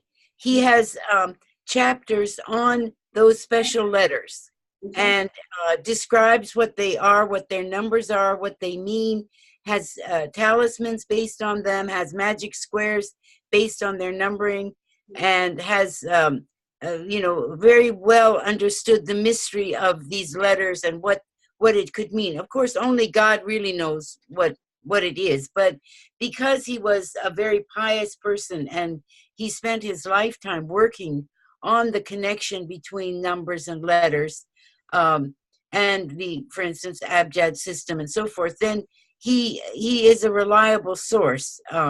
I did send Brother Ahmad the link to his work in Arabic. It's an edited, it's a critical edition of the first volume of his work. But as I said, this is, I'm not sure, you know, in each country where we live, we have different kind of laws and rules, and I'm not sure what the laws there are about in regard to this book. I will go look for it, but he has 2 volumes. One's it's called Shams al-Ma'al al-Kubra. Yes, Ma'al al-Sughra. that's right. That's the one. Okay, May. Hello, May, go ahead. Yes, I have a question regarding the process itself. How do we move from one step to another and decide that this is It's really, you know, it's a question of feeling like. I understand. No, I understand that it's graphically. I can understand how we move from, for example, -4 to another point, which is one step at the first Yes. intervention level of intervention. But I think it needs to be more clear how shapes helps us to understand how to move from one point to another point. Yes. Well, that's why at the, for instance, I showed some of the different techniques that are out there. So if you're moving, for instance, within the same segment, then you would use, you know, the affective techniques. If you were moving in the same behavioral section, you would use behavioral techniques. If you were using, you know, within the cognitive section, you'd use cognitive techniques. Okay. Yeah. So the techniques that they've arrived at, for instance, one example I gave was self-talk, or another very good technique is psychodrama. And, you know, where you do doubling with people and so forth. That's a very good method because the people understand it very quickly. So one person would be, you know, for instance, playing the role of ignorant, another would be playing the role of a hypocrite. And then you would, you know, take the person, they would then find on the chart which way they need to go in order to heal. So it would, but you would use that as a technique, as psychodrama as a technique. So those are the way you heal, and the way you move from one to another is just different techniques that have developed. Okay. And do you recommend to use another approach to recognize ourselves? For example, you mentioned the homeopathy. Yes. So do you recommend that one go to analyze himself and understand his point of weaknesses through homeopathy before starting? Yeah, those are homeopathy and the Ibn Sina method or the traditional medicine, Islamic medicine. Those are really for medical issues, not necessarily for moral issues. So if you can find another system that teaches you moral healing, I haven't really found one other than this one that is basically ethical and moral in scope.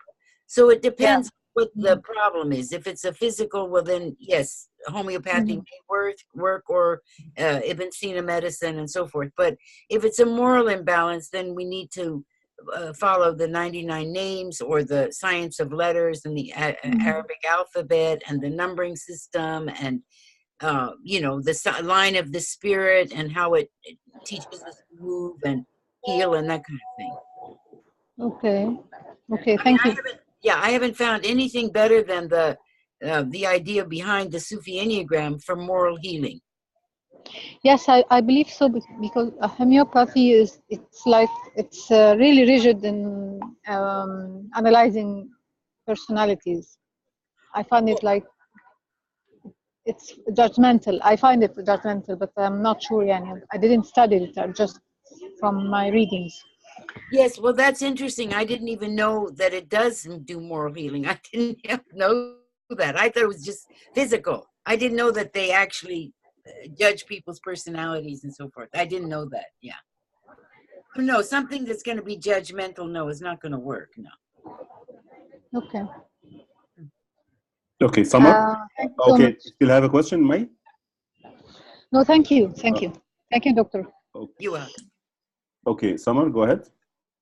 Dr. Bakhtiar, back to Albuni work. I honestly have tried to read it and go through the book, the link that you sent the other the previous module to Ahmed, and I found it extremely difficult to relate to the Sufi Enneagram, and I wonder if you can on the next Yes. level, like take an example of that and try to apply it on the Sufi Enneagram. Just an example to see how can we benefit from it.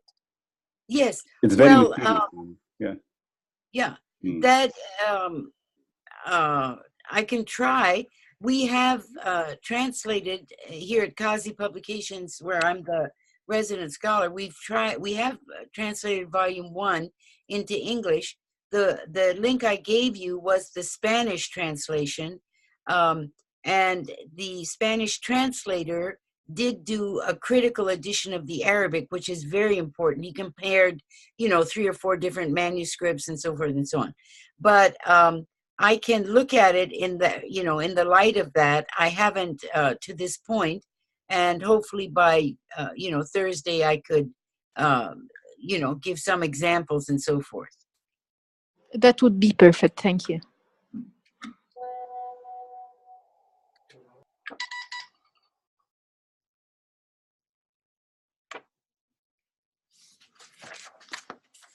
Yeah. Okay. So actually, I can give you a few examples with the next couple of slides that did come from Albuni. I had some notes I made. So we can go to the next. Oh, is there any more questions?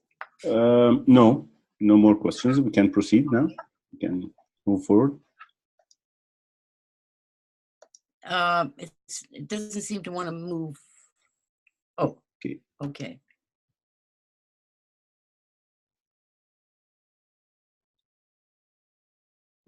Okay, here we go. So now we come to showing each of the 99 names and qualities that are either balanced, cold, or hot based on the science of letters. So if you remember when we did the slide, I think it was 31, no, not 31. It was the one we did before on matter. Remember, we went back to that and we showed that something is hot, cold, wet, or dry. The numbers based on the zodiacal signs. Yeah. So here we're taking the same numbers, but we're showing here in this chart the 4 elements. So it shows how the 4 elements that we were discussing there in terms of matter as physical matter that's part of, for instance, ourselves or an architectural building. But here we're going to look at the same elements and how they're used with the 28 letters of the Arabic alphabet and the numbering system. So we can see that basis is very important. The 4 elements and particularly their elemental qualities that we've seen, and we've talked about how it's part of the science of medicine. We know how it's part of the science of food. When we eat cold foods, when we eat hot foods, so forth and so on. And now we see that it relates to the letters as well. Some of the letters are fire letters, some are air letters, some are water, some are earth, and the 99 names of God. So here is just, this side is just an example of some. So for instance, Al-Rahman, it's a balanced letter because, and we'll see why, or Rahim is balanced. The sovereign is cold. Al-Malik is cold. Al-Qudus is cold. Al-Salam is hot. Al-Mumin is hot. These are based on these numbers, and then these numbers are applied to this chart, and then we see what each one is. So for instance, Rahman would be R, which would be 200. let's Earth. see. R is no. Do you see R, Brother Rahman? Rahman, Earth. It's Z- Earth, 200. This one. Yeah. Oh, here, 200. Okay, Rahman is 200. Okay. And then Meme is 40. Ha Re, is 8. 8. Meme is and 40. Meme 40. Okay, so 48. So we still have a 50 someplace. Noon is the noon. Noon. Okay, so we can see when you spell out Rahman in the Arabic alphabet that it becomes 298. Yes. Now, in either the Western system or the Eastern system, it's the same. So then what they do is a system, as we talked about, called taksir. So every number, whatever it is, you have to break it down into a single number. So it's from 1 to 9. So with 298, you would add 2 plus 9 plus 8. So you get 19. Again, you have to have just one number. So 9 plus 1 is 10, and you drop the 0, so it's number 1. Do you see how you do that? Yeah. Okay. So, but it's balanced in terms of the letters. We saw that this is earth letter, R is earth letter, He is earth letter. That means cold and wet, cold and dry. And the noon is air, which is hot and wet. And the other letter was Ha and R. Yeah, no, those two we Cold did. That's earth. Cold and dry. Yeah, cold and dry. And air is hot, is hot and wet.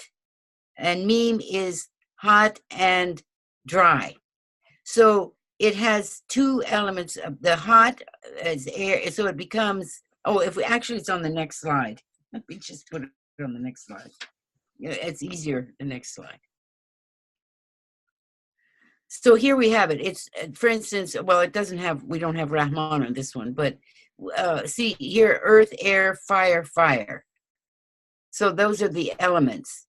And then Al-Hafiz is 1,481. So it's 600, Khe, 1, which is the Aleph, 80, which is the Fe, and 800 is the Bud.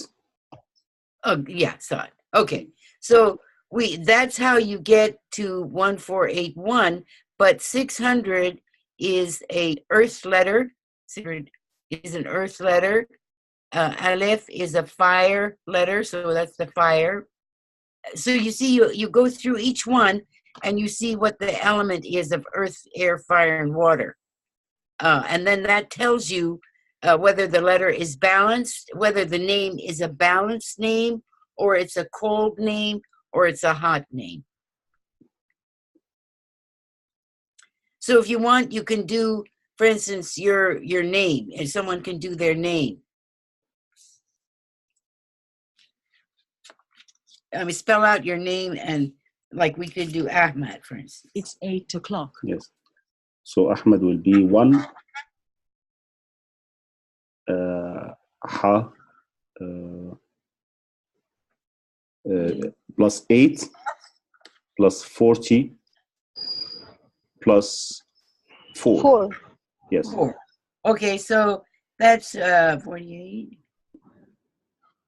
53, right? Which means an 8. Yes. Because it's 5 plus 3. Okay, and 1 was a fire letter. 8 was Earth. a earth letter. 2 earth. 40 is a fire letter. And 4 is earth. Yeah. So it's your balance. It's a balanced name. 2 fire, 2 earth. Yes. So it's 2 hot and dry and 2 cold and wet, cold and dry. Okay. Yeah. So it basically, the active letters are cold or hot, and the passive ones are wet or dry. So sometimes they drop off the wet or dry and they just use the hot or cold to get the balanced letters. So this is, I mean, absolutely fascinating to how, you know, we can use the divine names, and when we recite them, whether, for instance, if they even use this in medical practice, like if someone has a heart disease, then they recite the cold Asmal Husna in order to balance the hot of the illness. Or if we find out that the moral trait based on what number they are, based on that sign we had of matter, which I can't remember what number that was. Remember the chart on matter? I think it was like number 9. I think it might have been 9. Brother Ahmad, I'm not sure if I can go back to 9. Slide 9? Yeah, I think it was slide 9. Okay, so, okay, let me...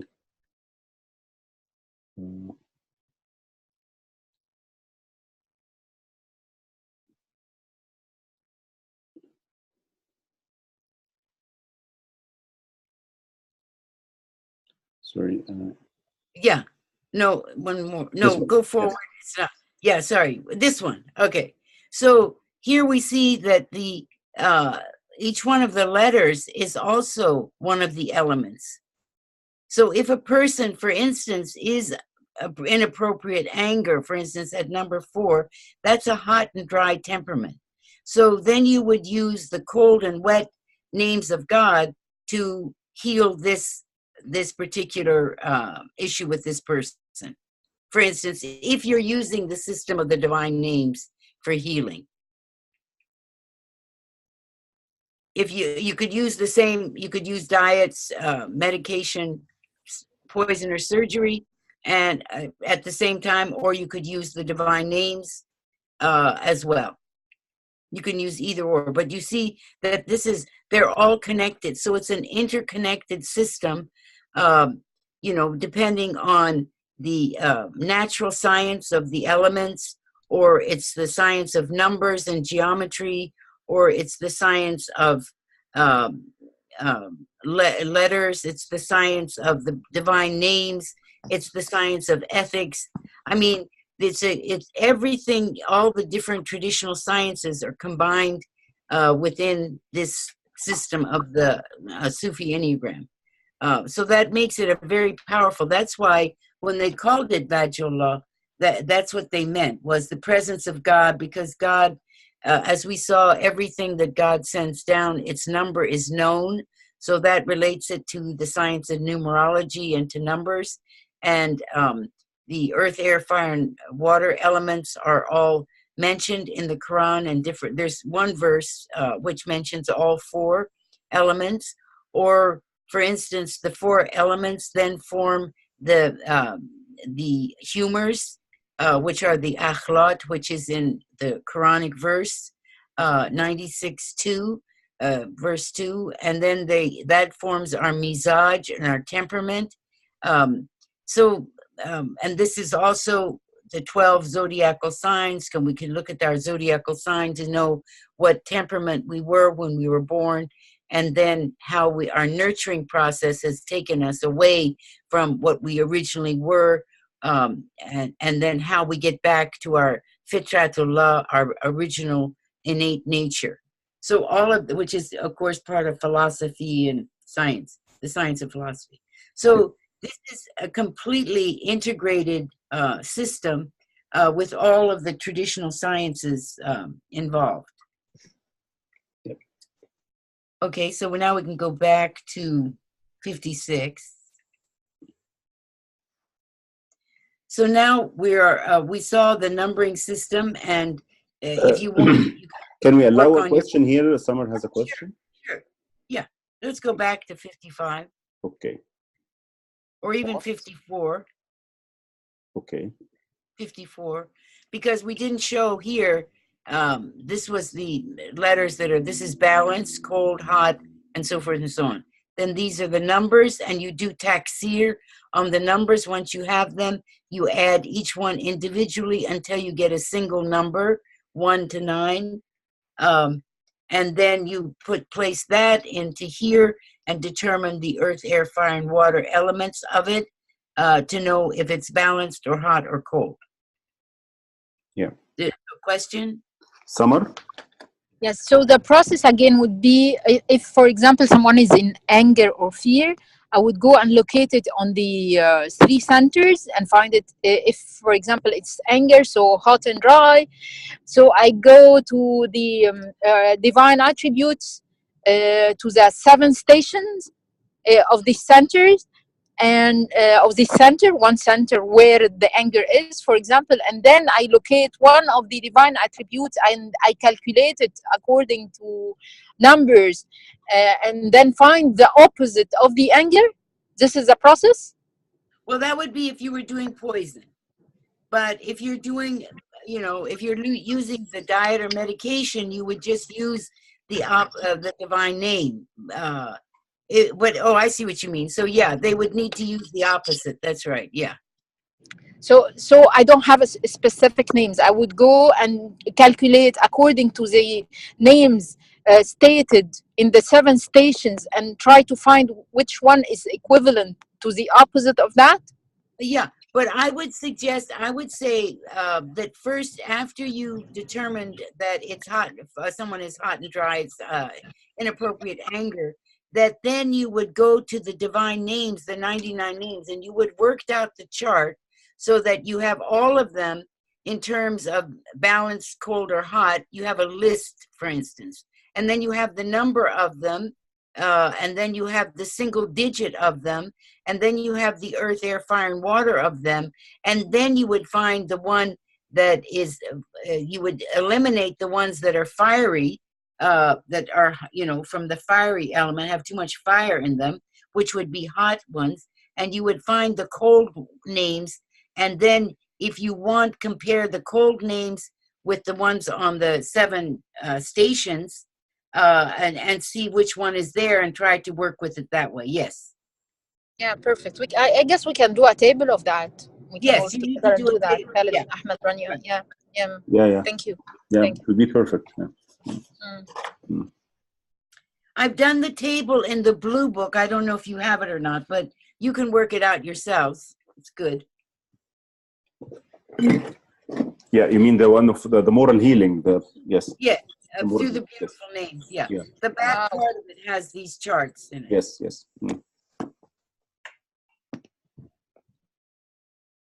Okay, we can move forward. Okay, any more questions? No more questions. We just have 2 slides left until we, for today, because the next session is on the Rumi story. Yes. Yeah. So here we're centering the self in justice, which is the center point here, the 0 point.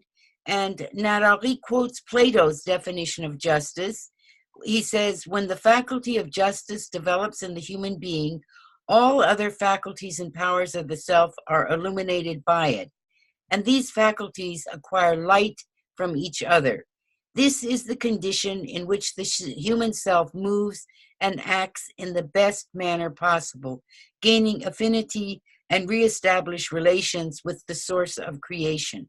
So this whole goal of moral healing is just to become a 0. It's to become a fair and just person and egoless person. So wherever the person had been here, we're constantly trying to take them to becoming a fair and just person, letting go of their egos, and also trying to incorporate the other virtues, holding them in moderation, so that in moderation, which would be like the 3, 6, and 9, so that then they become a fair and just person. Or if we're working on ourselves, then we become what we would consider a fair and just person, but only after another person has confirmed that within us. So this is the goal of the Sufi Enneagram. It's the goal of moral healing, is to become a fair and just person.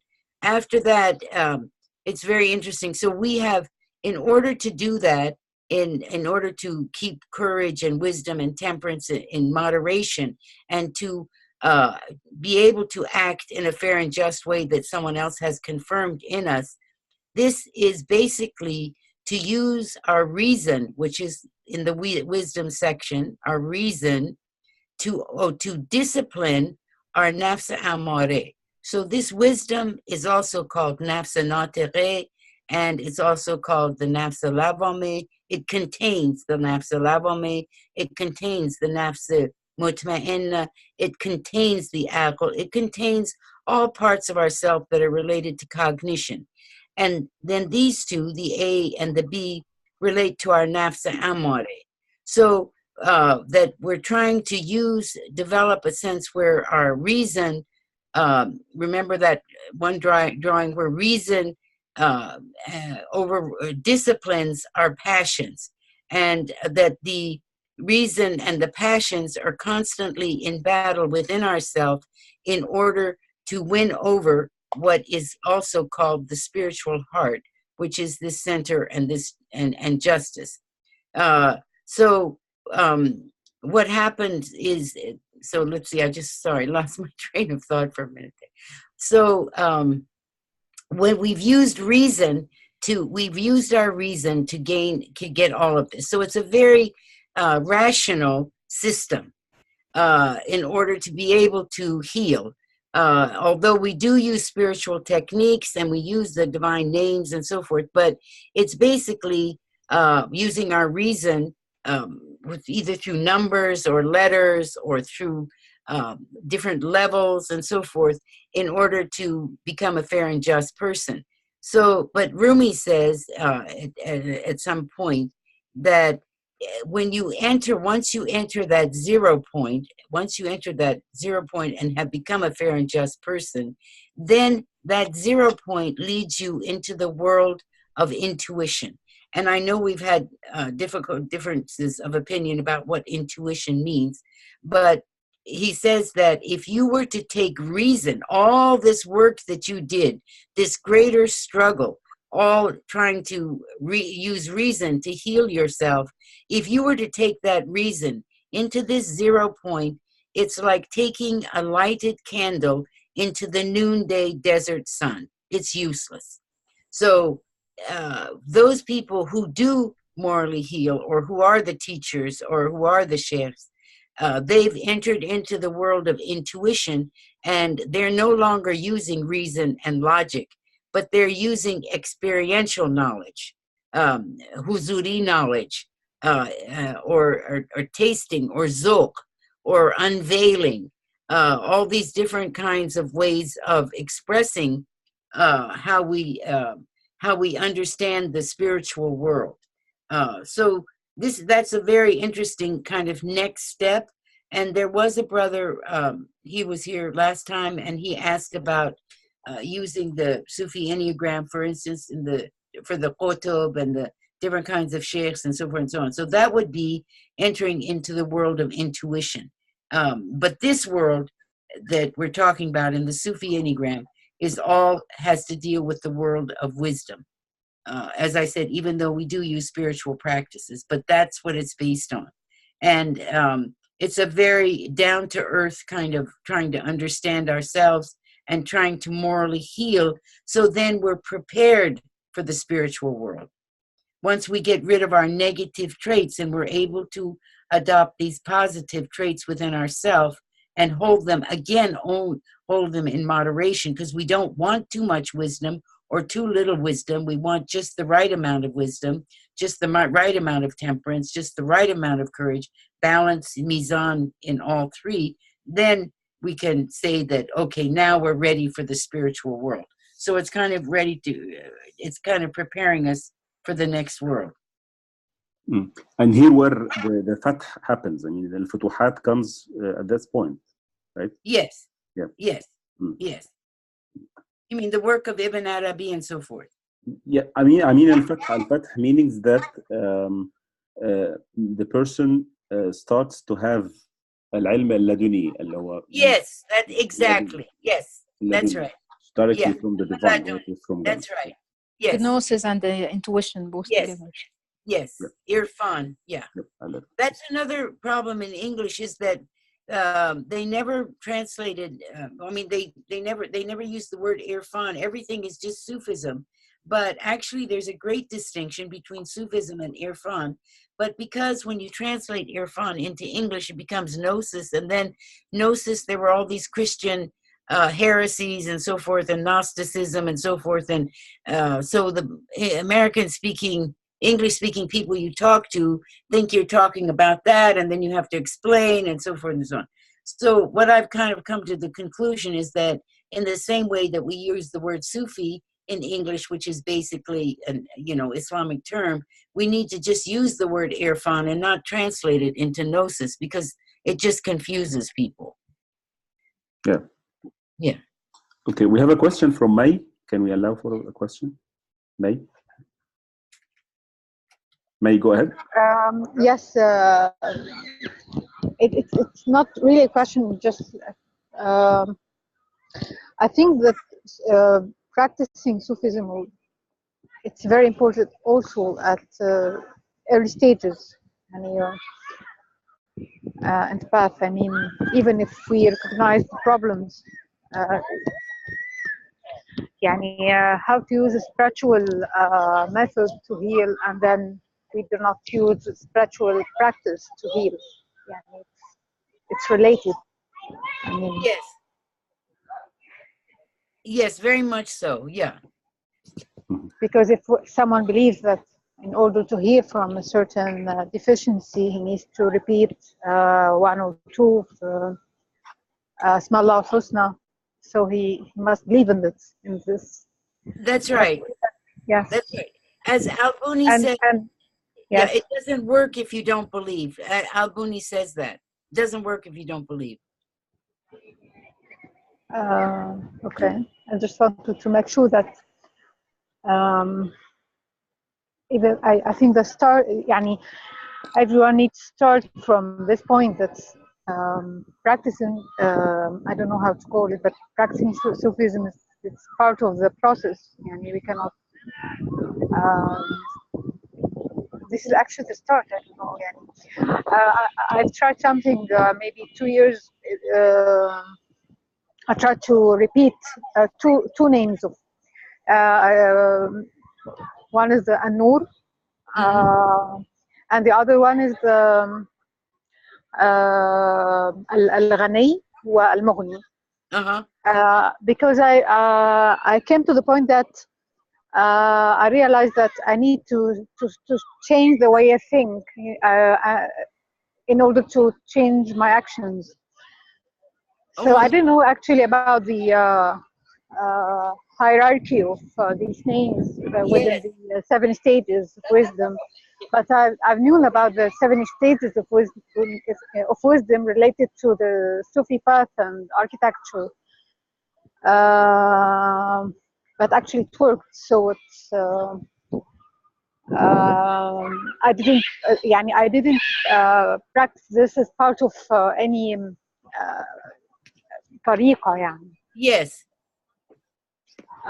So even if someone is not inside, is not part of a tariqa, he might start acknowledge the path and Sufi path through this.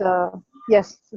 Yes. I think one of the main points to learn is that you don't need to be a Sufi to morally heal.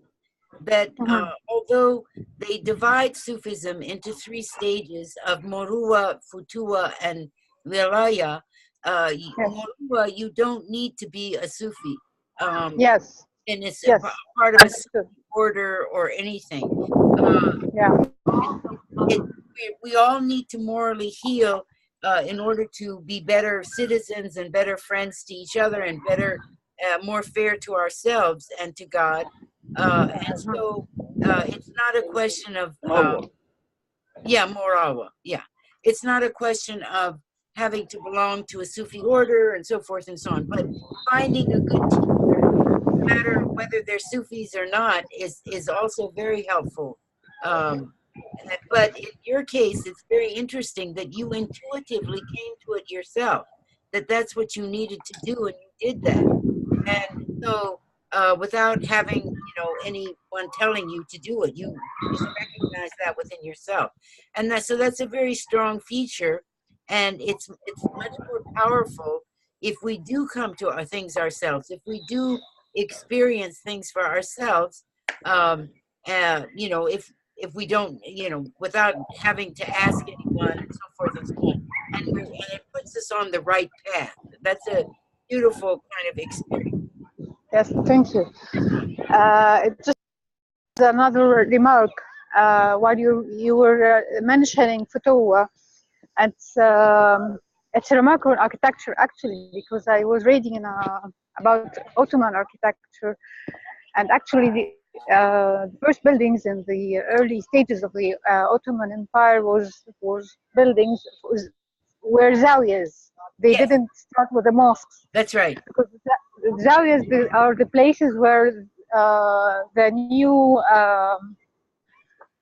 people who were involved into Islam, yes, they used to teach them the rituals and the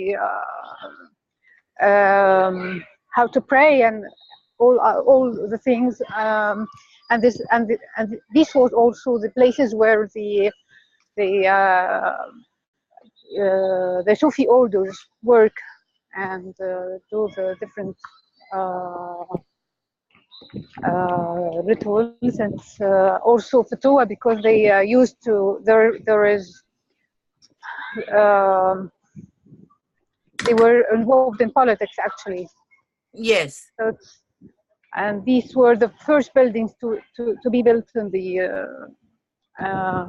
in a new emirate. I mean, yes. So it's interesting because afterward, in the 15th or 16th century, they added minarets to these buildings and converted them into mosques because they wanted to dominate the Sufi orders and to minimize their influences in people. So, very interesting. Yes.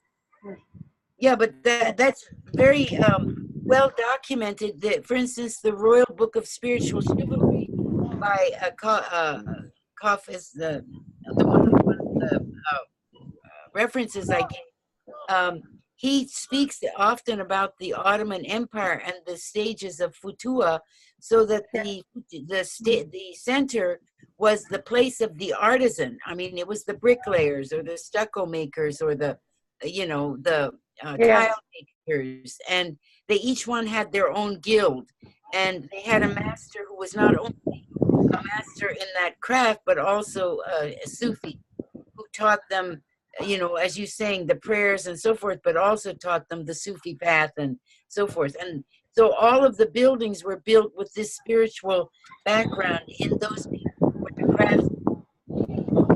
And that's a very different kind of building than someone who's not particularly spiritually oriented.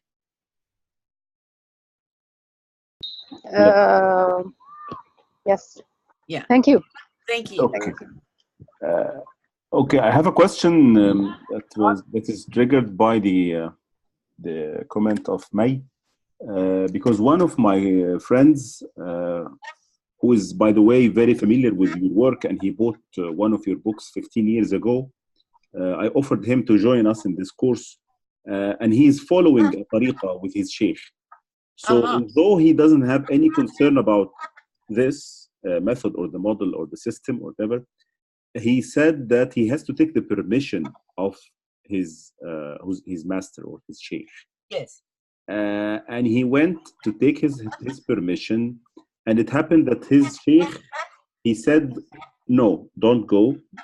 He refused that he be present in this course.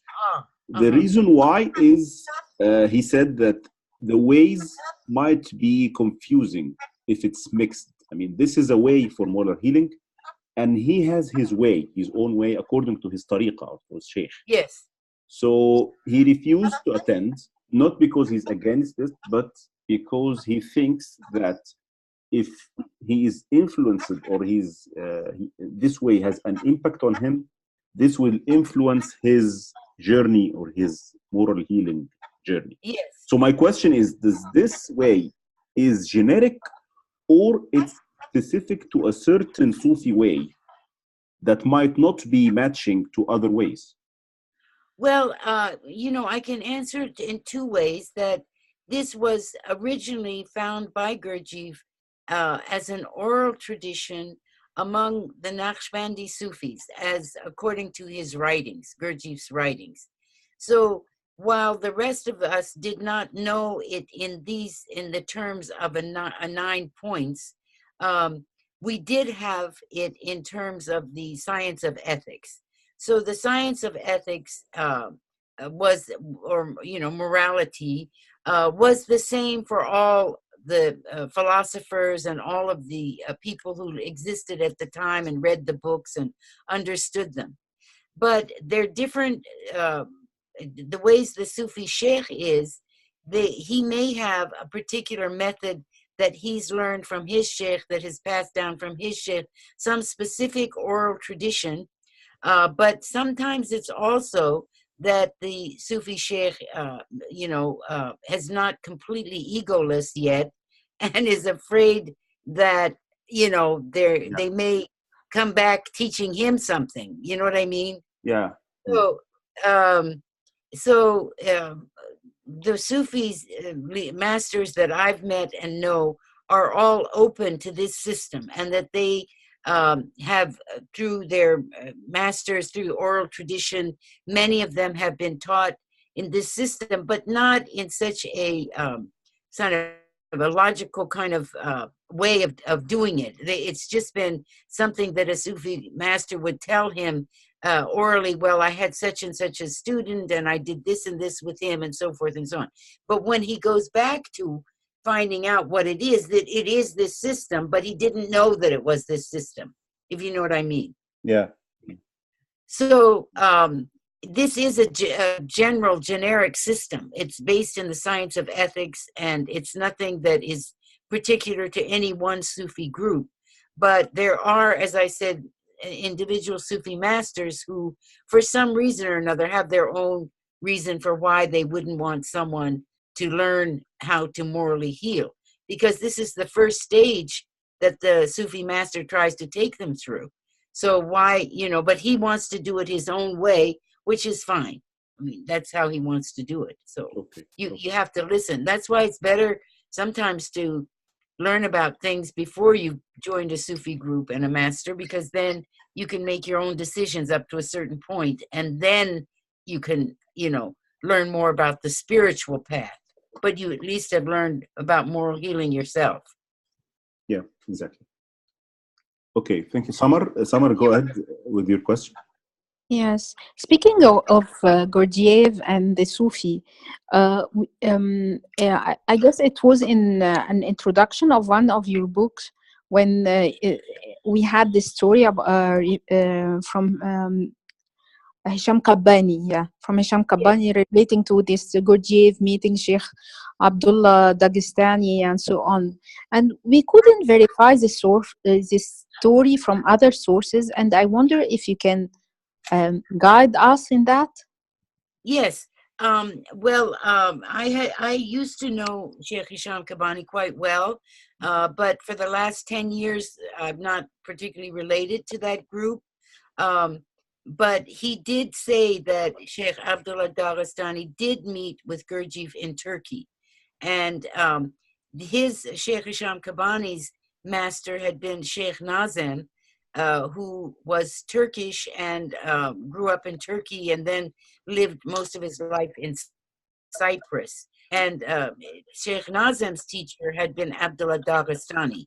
So they confirmed that he did, that they say that he did. But other than them saying that he did, I haven't found, or I haven't looked for any other kind of confirmation. I just accept. Yes, they confirmed the meeting with Sheikh Abdullah. Yes, but I mean about the story, reading Surah Yasin, praying Fajr and Asr with him, and then having this revelation meditation related to the Enneagram symbol. Oh, I haven't read that. Where does he say that? I don't know. I haven't heard. It's in the introduction. I will mail it to you, but I guess you have it, or I thought you have it already. Well, which In the one? same story. In the same story, Khaled, do you recall the name of the guy who wrote the introduction? Maybe Khaled has the name of the guy who wrote the paper, but actually he tells the story when Gurdjieff wanted to meet Sheikh Faiz. Wanted to go to Sheikh Sharafuddin, and then Sheikh Abdullah invited him in, and they prayed Fajr and Asr. Then he asked him to recite Surah Yasin, and then he had this meditation, and so like a garden and flowers, and it was actually the Enneagram symbol. Yes. This is by Samuel. This introduction by Samuel. Yes, of Samuel. Yes, by in Samuel. the book, Yes. The Secrets of the Symbol Unveiled. Yeah, in Right. the Wajhullah, Yeah. sign of President Yes. God. Samuel Benedict. Yes, Samuel Benedict. Yes. That's right. It's on page 24.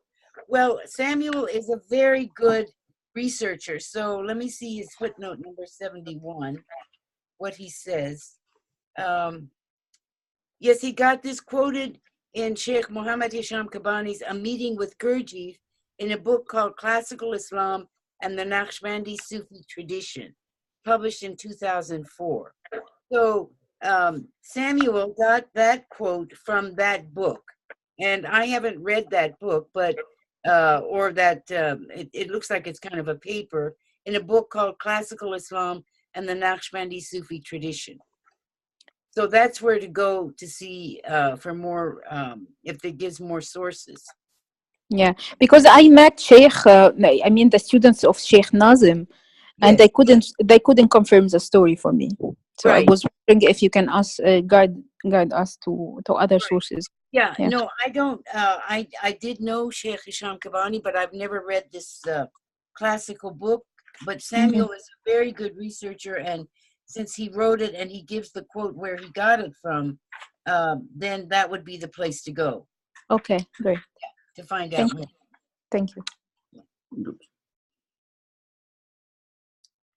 But it was, I have to say this, that Sheikh Hisham Kabani, I had been like maybe 20 years ago talking to him about the Sufi Enneagram, and he is the one who told me that I'll tell you a secret, at some point. And then one day he told me the secret, which is that the center point is the zero. It's the egoless person.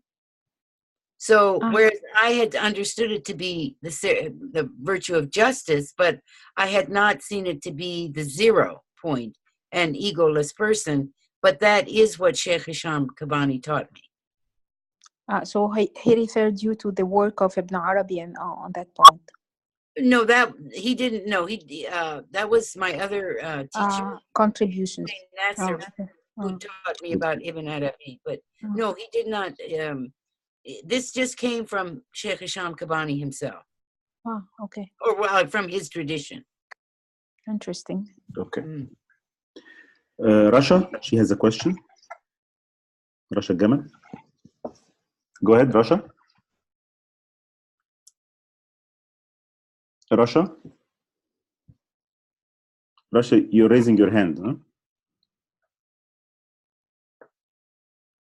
huh? Rasha,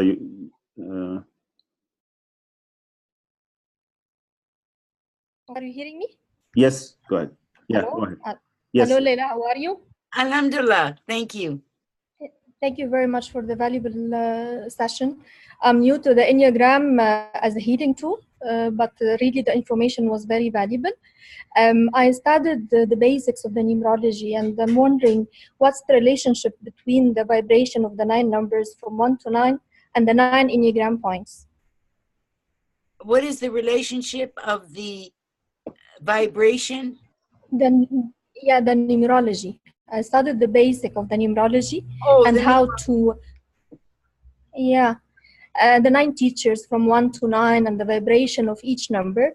Some of the numbers, the vibrations, I found it linked to the points, the 9 points of the Enneagram, and some were not. For example, 9 number is letting go number, which is linked to a way to, or another to the peacemaker, the point 9. But some of the other numbers are not linked at all.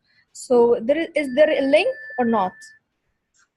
Not that's the not the Sufi Enneagram. That's the Western Enneagram, you might call it, Yeah. the way that the Enneagram is being taught today. And Yeah. I'm not that familiar with it, but with the Sufi Enneagram, the 3, 6, and 9 are very different numbers and need to be completely different kind of types, rather than just that 3 is a type and 2 is a type and 4 is a type. They're actually very different numbers, and that's why they're outside the circle, and that's why you can only heal them through poison and surgery, because they're so far removed from the virtues, and that they are in terms a qualitative lack of the virtue rather than quantitative. So those are 3 separate kind of numbers, and also they don't fall on the line of the spirit. Within the line of the spirit that moves, there is no 3, 6, or 9. So, but in the Western Enneagram, I don't know. I know that the numbers are just treated like numbers. You know, each one is kind of each one is like a kind of type of person, like you say, the peacemaker, or you know, the perfectionist, or so forth. Yeah. Okay. Thank you very much. Okay, May, I know that you have a question, but can you allow us, Dr. Laleh, to finish the last slide, and then we'll allow for 15 minutes? Yes, And sure. Okay. Okay. Thank you. Just to make sure that we finished today's slides. Yes. Can we? Okay, I thought we finished. So. No, we still have one slide, right? Just have one slide. Okay. Yeah. Okay. Okay.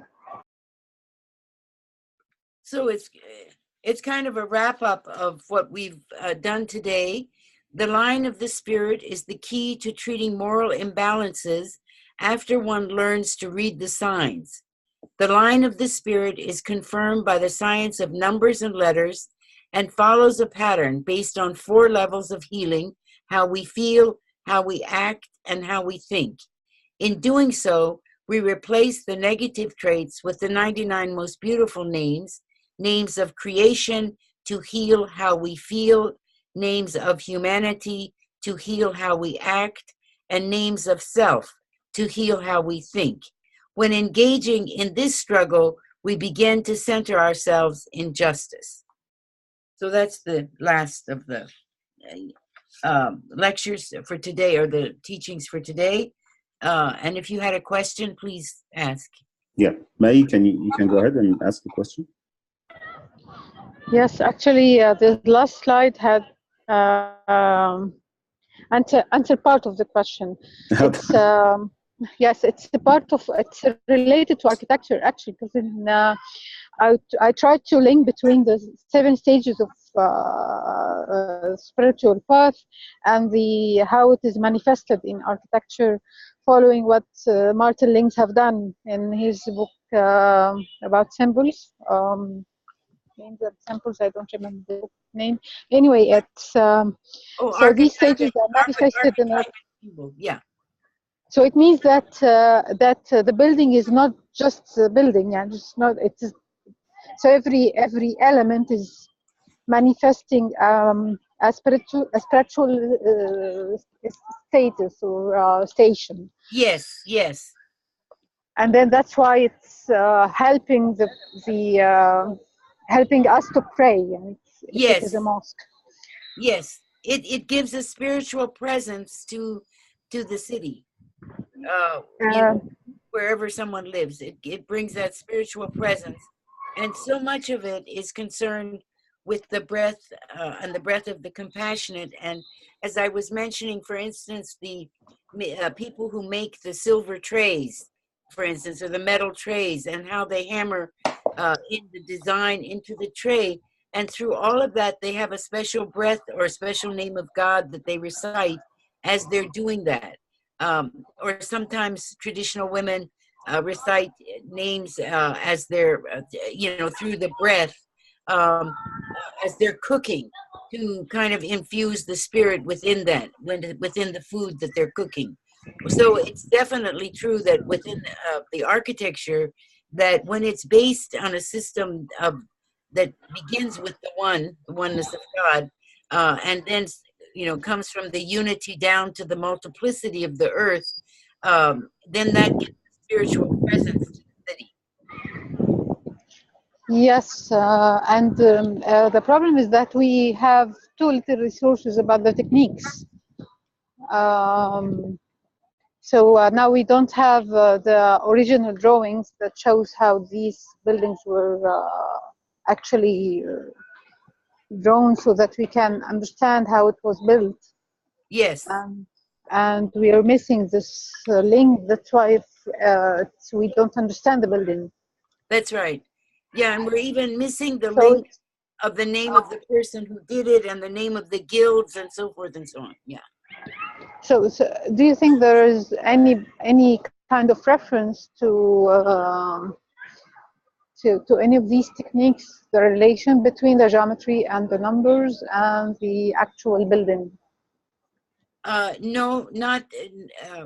I don't know if you are familiar with the book called The Sense of Unity, the Yes. Sufi tradition in Persian architecture. Well, when I was Yeah. writing that with my former husband, then Yes.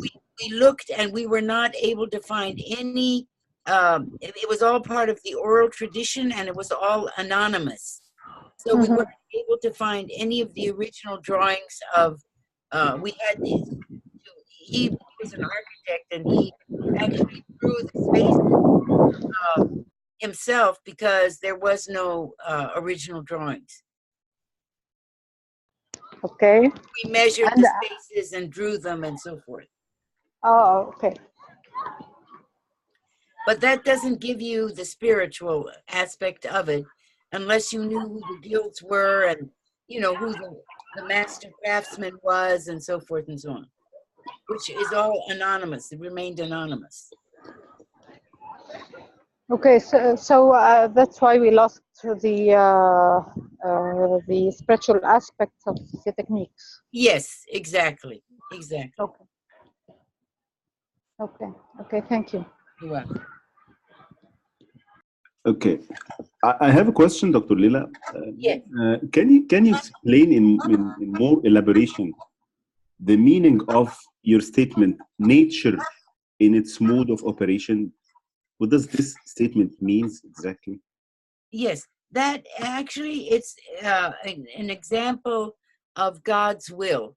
The Shah, when we say Mashallah, the Shah part of it, God's will.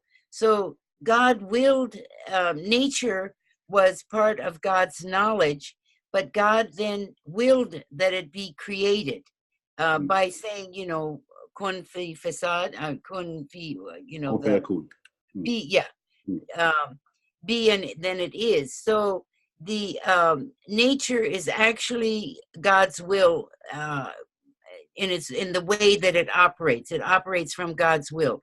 That's why all of nature is submissive to God and does and obeys God, because it doesn't have free will. It wasn't created with consciousness and doesn't have free will. So I call it nature in its mode of operation, and the way that it operates is through God's will.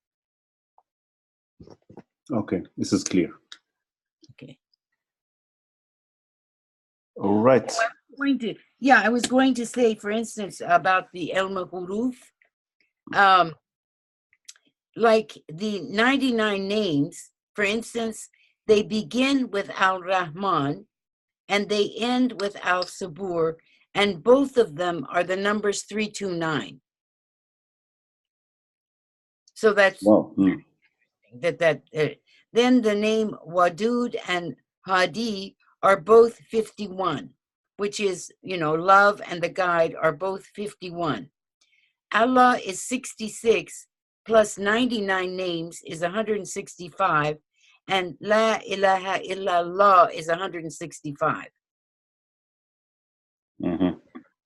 As-Samad is, it means intimate, present God, the one who sustains his creation and communicates lovingly through the divine name. That's the eternal, Al-Samad, the eternal. And this is one thing Al-Buni says, for instance, no one else is ever called Samad. That's only God's name. Also, Yeah. Gabriel is the number 245, and that's the same as the number for Aru, the spirit. Oh, yeah. Gabriel and the Ruh is the same number. Same number, yeah. So Al-Buni has many of these kinds of connections. Oh. And interesting, you know, how, I mean, synchronicities, or however we want to call them. Interesting. And that's why, like, doing your name, and it came out that it's balanced and so forth and so on. It's really intriguing, the whole system and how it works, and it's amazing. Yeah. Okay. Do you have more questions? Well, oh, sorry. Khaled?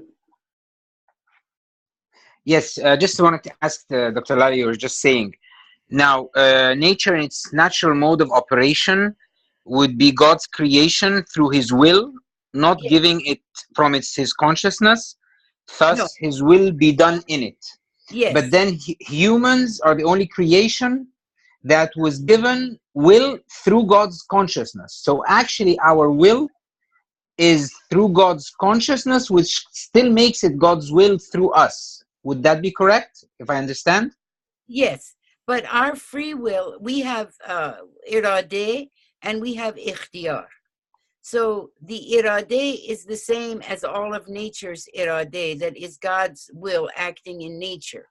And that's like our instinctive nafsa amare works through the same, iradeh. Like we move our legs, our hands, our feet. It's all unconscious kinds of iradeh that take place within us that we don't even know what's happening. But our ikhtiyar is our free choice that God gave us when he blew his ruh, when he blew his spirit into Adam. And then he called forth in Surah 7, verse 172, he called forth the children of Adam and their zuhuruhum, their generative organ. And we bore witness to that he was our Lord. So through our generative organs, we've received the Spirit of God at that time before we were even created. And all of the children of Adam did.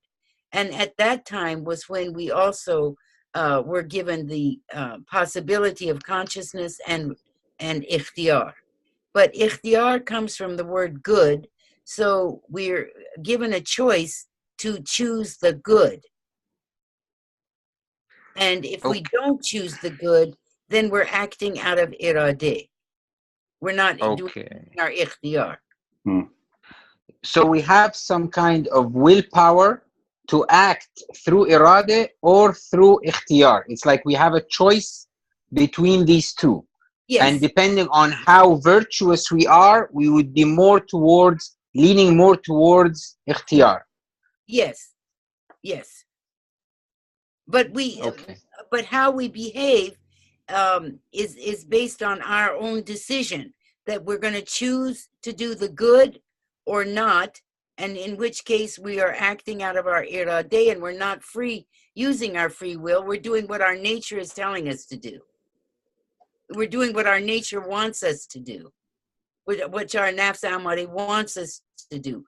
Our affective behavior already telling us what to do, in the same way that animals are told what to do through their iradeh.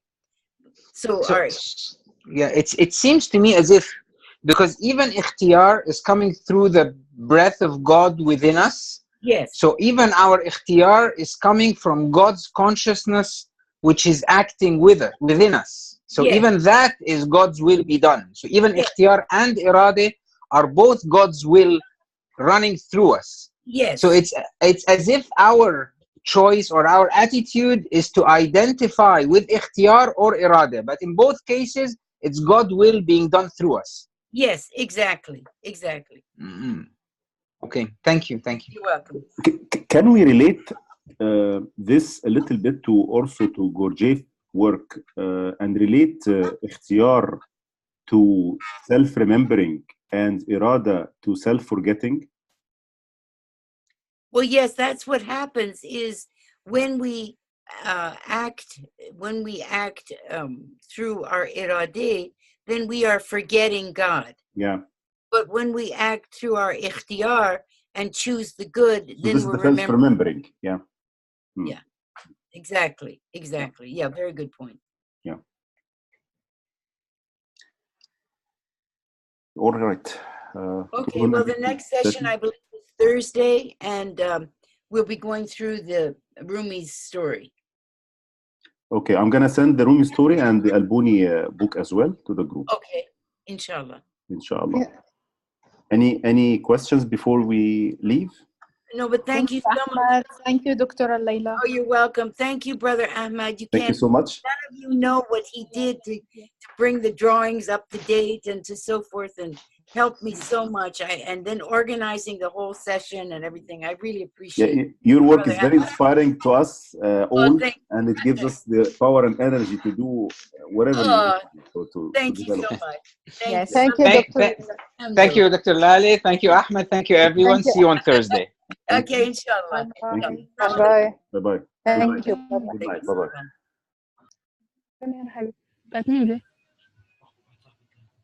Thank you يا جماعة. تصبحوا على خير. هي دي اللي انت عايز تسألها؟ شكرا. باي باي.